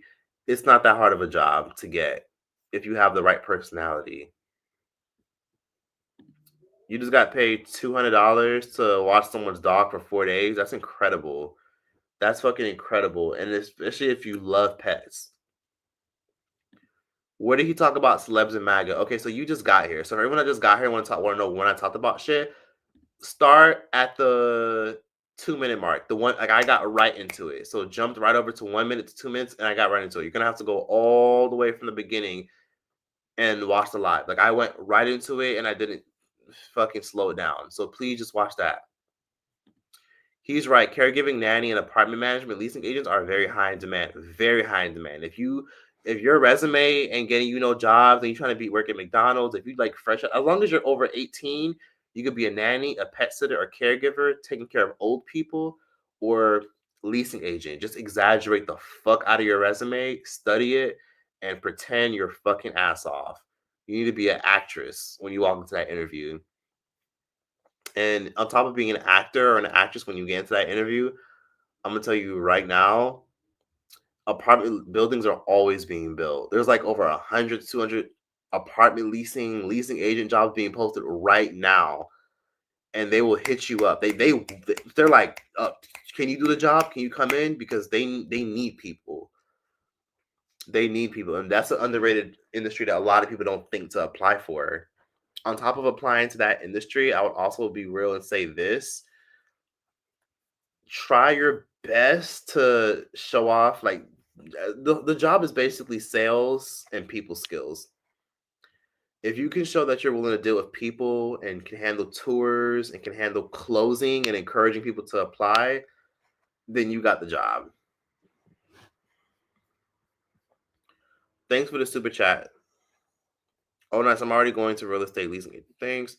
You missed it. I use ChatGPT in my resume. Yes, use ChatGPT and make sure you tell ChatGPT make my resume ATS AI proof, which means make it get through the AI software because most of these companies are using AI to judge your resume. Being an AU apartment sitter is an you mean an apartment sitter is an option. If you can live with a family abroad and take care of their family in exchange for money or room, and then you can learn a new language there. That's a good idea if you want to live abroad. I feel like the nanny thing isn't too bad, but my issue is on this. If the family you're nannying for is crazy or not, lol. That's true. If you watch a lot of movies, you never know if they're fucking crazy. I've heard so many scary stories about nannies going missing. Yeah, the family might be fucking crazy. If they're willing to let a stranger in their fucking house they literally just met sometimes, you really never know their mental state. They're either super desperate and in great need, or they're fucking nuts and killers. Janitorial work is almost guaranteed hours and pay because most people are trying to work the other positions. Yeah, being a janitor gets you paid as well. Janitors make okay money, depending on where you work and how long you're working. And a lot of people don't want to be a janitor. I would recommend government jobs like USPS because they have housekeeping and being a janitor does pay well. A lot of people are always hiring housekeeping. If you're willing to do that, you can do that and get good money. I would recommend government jobs like USPS because they have, so my brother is in the post office industry. My brother is a union worker and he's been with them for years. So my brother makes good money and is able to my brother was able to get a job transfer. He's able to travel and do a lot of cool things. So if you work in the USPS, UPS industry, you'll be good. They'll take great care of you. Or honestly, baby, this is gonna sound kind of crazy, but you ever just thought about joining the fucking military? Like some of y'all would really benefit joining the military. I know people be like, "Oh my god, this is Trump's America." Join the military. They took good care of you. I get it. It's fucked up world we live in right now, but the military really does take good care of people. And if you are in the military for 20 years, they do retire you and pay you for the rest of your life. And if you don't want to be in full combat, there's different branches in the military. Just do your research and tell ChatGPT your preferences, and that's what you should apply for. They house you and they feed you. You don't have to fucking worry about fucking clocking in nowhere other than just showing up to base and living near base. What are the benefits of those jobs? Will it take care of you long term all the way into retirement? It just depends on the company you work for and who you work for. But most of those jobs are very much honestly, freelance 1099. But it really depends on who you work for, what you work for. I'm washing my car while listening on my headphones. Can someone like the live for me? Yes. Oh my god. Please like the live, y'all. Can y'all like the live? There's so many people in here. Oh my god. Okay, we're almost matching the amount of likes that we have in. So there's 840 something people in here, and there's 764 likes. Can we get 100 more fucking likes, please? That would be really fucking nice. I still can't believe there were 1,200 people in here. Like I was thoroughly impressed. Trace, will you ever talk about T.S. Madison and Michelle Allen Brown? I think one got the other page deleted yesterday. That's interesting. I don't know who Michelle is, but I know who T.S. Madison is. I didn't know that. Whose page got deleted? Was it T.S. or was it Michelle? So it begins. Yes, sir. Hey, quick stop, Dante. I'm pretty sure you're just coming in. So if you're just getting in here, we literally already covered all the shit you're thinking of. So you're gonna have to watch the playback. And don't worry, I didn't ramble for the first 15 minutes and didn't get to the point. You just watch the playback from beginning to end, and we got right into it. So watch the playback for everyone that's coming in, and please like the live if you're watching this, because a bunch of y'all are in here, and the live would be nice. Oh my god. Why the fuck did I get Queen and Clarence video recommended to me? I'm literally watching my live and I got Queen and Clarence's video recommended to me. It's literally titled, I don't even fucking watch them. It's titled It's Over. Them and these fucking clickbait titles. The fuck? Queen ain't never gonna leave that nigga. Good night, y'all. Someone said, let's do Egypt, please. Working with old people is kind of iffy. Most of them are set in their ways. Yeah, they can be difficult and rude and disrespectful. Oh yeah, being a bank teller is a good hustle too. That is a good idea. Banks are always looking for people.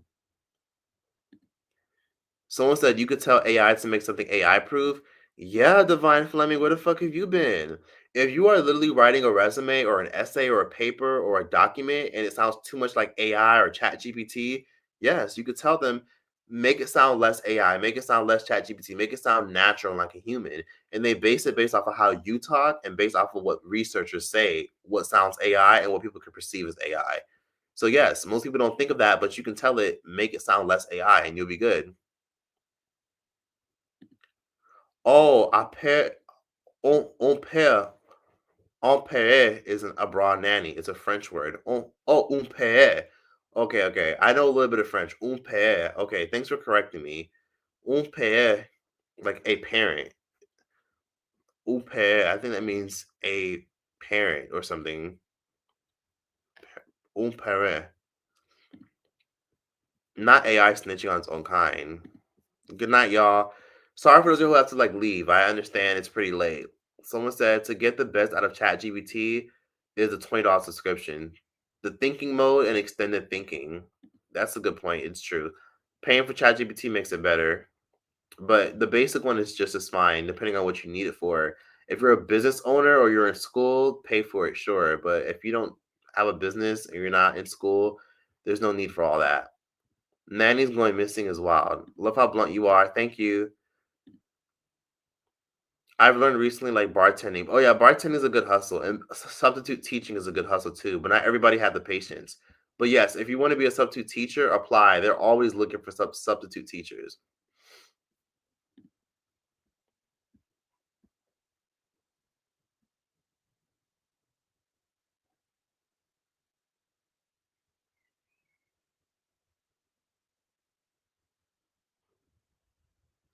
Would you date a woman? No.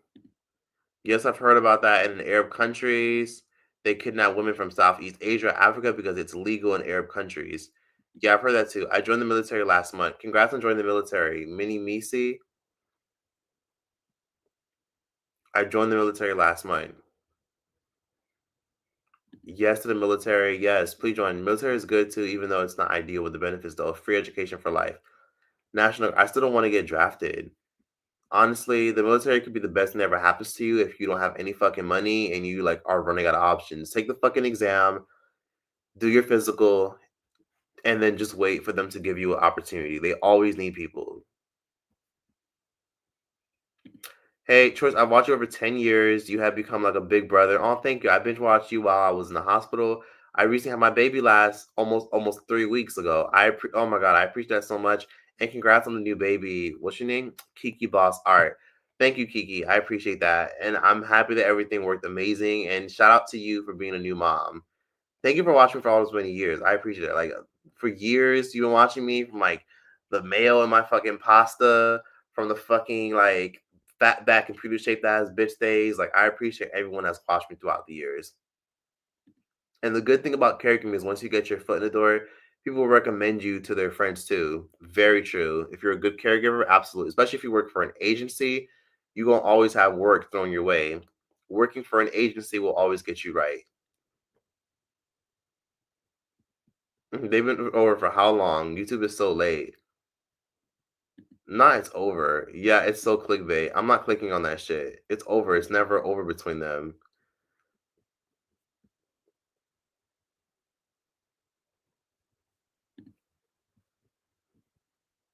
Oh wow, someone said, "Yep." I just had to. I just had Copilot make my resume ATS AI proof in 5 seconds. LOL. You have to because companies are getting smart. They know straight up. They know, they look for keywords and everything. You can't just tell ChatGPT to make you a nice resume. You need to say make it ATS proof. ChatGPT knows based off of research how to format your resume so that way certain keywords fuck with the system.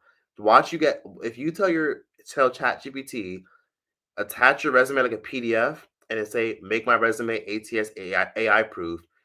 It'll make it AI proof. Highlight that bitch, paste it into Word doc or whatever document you use to save your resume, export it, save it to another PDF, and watch that resume get you more interviews. It might not get you interviews, but it'll definitely get past the ATS system. You know what I mean? And even when you get that whole sorry, we regret to inform you that you were not selected for the position, that's usually a good sign. Don't take that as terrible because that means your resume was seen by someone that works for the company and they just chose not to move forward with your resume. That means you got through ATS. That means you weren't filtered out into the fucking trash. Opinion on black bloggers on Instagram. I mean, they cool as long as they're not fucking with me or doing weird shit to me. Your views are so good. They're so informative. Thank you. Let me download this ChatGPT, child. Yes, download it. Listen, I get it. It's a robot. People are asking it for weird advice, like, how do I do this? How do I do that? What is your thoughts on this? And listen, use it for your resume. You'd be very surprised on how many callbacks you get once you start incorporating it. I sent the message for the perfume.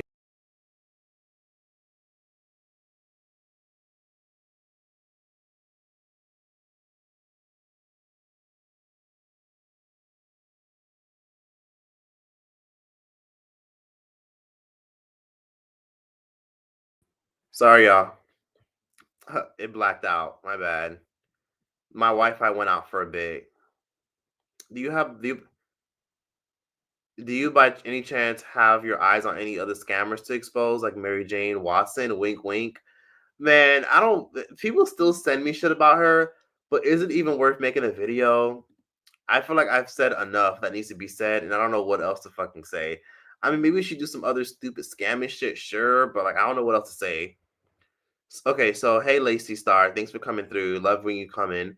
Make sure to check your resume, look it over because ChatGPT makes punctuation mistakes.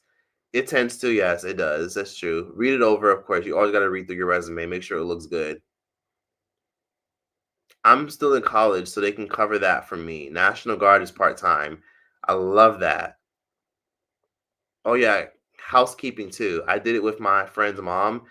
Ask smaller hotels or motels during busy seasons or weekends. Yes, during holiday seasons and during the summer, go to hotels and say, hey, are you looking for housekeeping? I promise you they'll give you an application. They'll hire you immediately. Housekeeping does really, really fucking well. Housekeeping for Airbnbs, that's a really good industry to get into as well. But if you're not into cleaning after people, then there's a bunch of people looking for caregivers and nannies. I'm half European, dual citizenship, nice. What do you recommend for me to find something remotely in the banking field? Honestly, my perspective in the banking field, apply like crazy.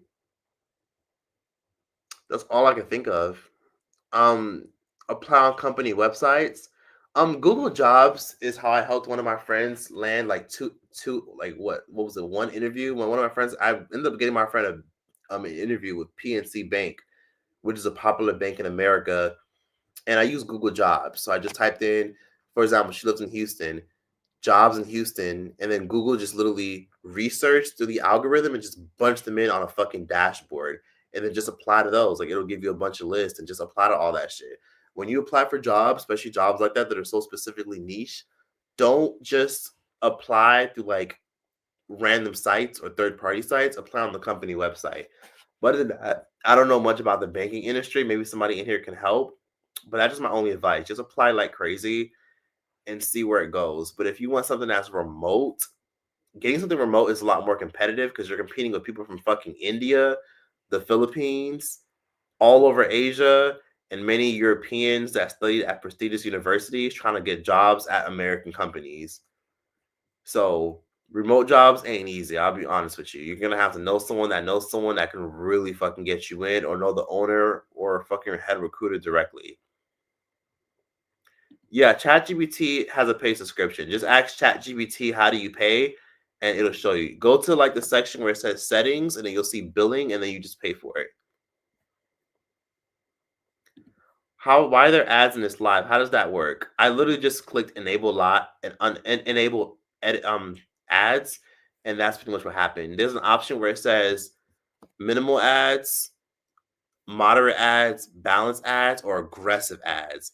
I put aggressive ads at some point, but then a lot of y'all got annoyed. So then I just put balanced ads. There's moderate, there's low ads, moderate ads, balanced, and aggressive. So now I just stick to balance because people hate it when I put aggressive lives. So I just do balance. Caregivers don't get paid much, unfortunately. It should be a 6-figure career. It really should be with all the fucking work they do. You're my no-skip YouTuber. Every time you post, I am seated. Thank you. I appreciate that. Arj Ashley. And also, as far as the whole caregivers don't get paid much opinion, I'm gonna tell you this right now. Yes, you're right. It really should be a six-figure career, but I'll tell you this. It really depends on if you work with a private family. Private families are very generous, especially wealthy people. And I will tell you this, if you are in the caregiving industry want to get paid a lot, you need wealthy clients. If you don't have wealthy clients or you're not networking to get wealthy clients, then you're not doing it correctly. They really should be paid more. If you live in California, caregivers can make up most like $28 an hour. Would you ever stay in Bangkok, Thailand? I would. I've never been to Thailand, but I'll give it a shot.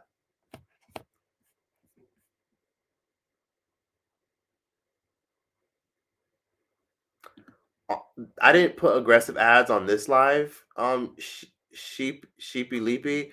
I put aggressive ads on the last live, or the live before that.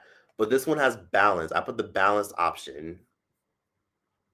So yes, can you guys like the live? We're almost at 800 likes. Can we get like at least 6 more fucking likes?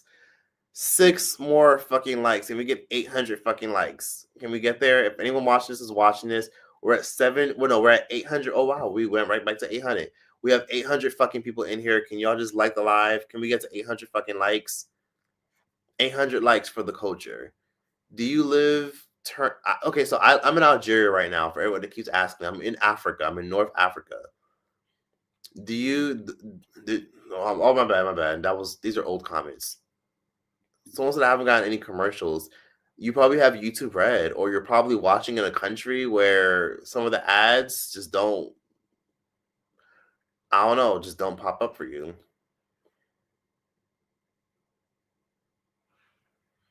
Oh, your aunt is a workaholic, and she was doing well in the caregiving world. Oh my god, 800 likes. I appreciate that. It shows 803 likes on my end. I appreciate that. Someone said the topics are dried up, remember? Loki. Cool Algeria, what's it like? It's like Egypt and France had a baby. That's how I put it this way. There's not a lot of black people in the capital. I'm in the capital city, Algiers. It's the biggest country in Africa, and yet there's not as many black people in the big cities. All the black people are in the Sahara Desert. That's where a lot of them live, like those areas, because that's where a lot of them inhabited for many years. And it's everyone here looks like French Montana. That's all I gotta say. So like they're mixed or like white.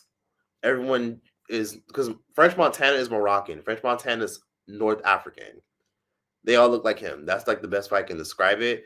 The food is really well seasoned. People here are very, very nice and polite. And everyone here is Muslim. So people know when you're not from there because everyone dresses a certain way and you stick out like a sore thumb. Damn. Okay. So I'm going to get off of here. It's been a while. Thank you for everyone for supporting and showing love. Wait, what? Someone said I keep getting ads about Ben Shapiro on this live. That is really fucking weird. Someone said, I've never been to either Egypt or France. I wish I can go. You should definitely go to Egypt. Is cheap as fuck. Like insanely fucking cheap. Like you would actually have a great time. And a lot of people here speak English. But France is beautiful. Like you just have to. Like the pastries are great. France is expensive, but I'll put it this way. France is like if you go to like fucking North Carolina. Like that's how affordable France is. If you live in a big city, North Carolina is not that expensive to you in America.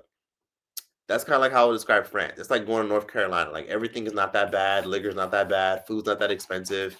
If you're from a city like Philly or DC or Chicago or Seattle or LA or fucking Miami or like Houston or some shit, that's kind of how I describe Paris. So Paris isn't that expensive. You'll like Paris, but I don't know. It just depends on what you're into. If you don't want to go to Europe, then just go to Egypt. The ads are unnecessary. Love your choice. Hi, I'm super late. You're super late, but it's okay. I'm getting the fuck off of here. You can watch the playback peacefully. Luckily for you, I got straight to the point at the beginning of the live stream, so you can definitely watch it there. Somebody said yes. Okay. Oh, you're in Riverside fighting for your life? Okay, then Paris will be like a fucking 40% discount for you. So you'll have a good time. I live in LA. Riverside is getting up there expensive. You said you're fighting for your life? Oh, baby. California ain't what it used to be and it's getting crazy. Someone said you and Lovely T's videos are full of Ben Shapiro ads. What the fuck is going on? That's crazy. Someone said another ad, maybe the last count. Have you been to Zanzibar? I would love to, but I haven't gone yet. Get some rest. I enjoyed your live. I wish you the best adventures. Enjoy. Thank you so much. I'm going to get off of here now. I appreciate everyone that came through. Y'all be safe. If you have any questions, you can email me, DM me on Instagram, or comment on a TikTok post or something. But thank you guys for showing love. I appreciate y'all. Y'all be safe. Y'all have a good one. Y'all have an amazing night. I'm going to get the fuck up out of here. It's officially been 3 hours. I got to respond to my DMs, and I got to start packing so I can get the fuck out of this Airbnb and go to my next one and enjoy the rest of my time in Algeria. I do hope to eventually vlog. I'll definitely put a vlog together because why not? I'm already here and I'm in the biggest country in Africa that nobody ever visits like that. So why not? But yes, you guys have a good night. Take care. Be blessed. And if you're watching the playback or you want to do more lives, can y'all please comment and do more lives? Matter of fact, after this live is over, can y'all like comment on the YouTube video letting me know I enjoyed the live or do more lives so I know so I can read the comments later on this live if possible. And then also follow me on Instagram. Be safe. Ciao. Take care. Cheers. Goodbye. Have a good one. And goodbye. Gotta go. Troy's out this bitch.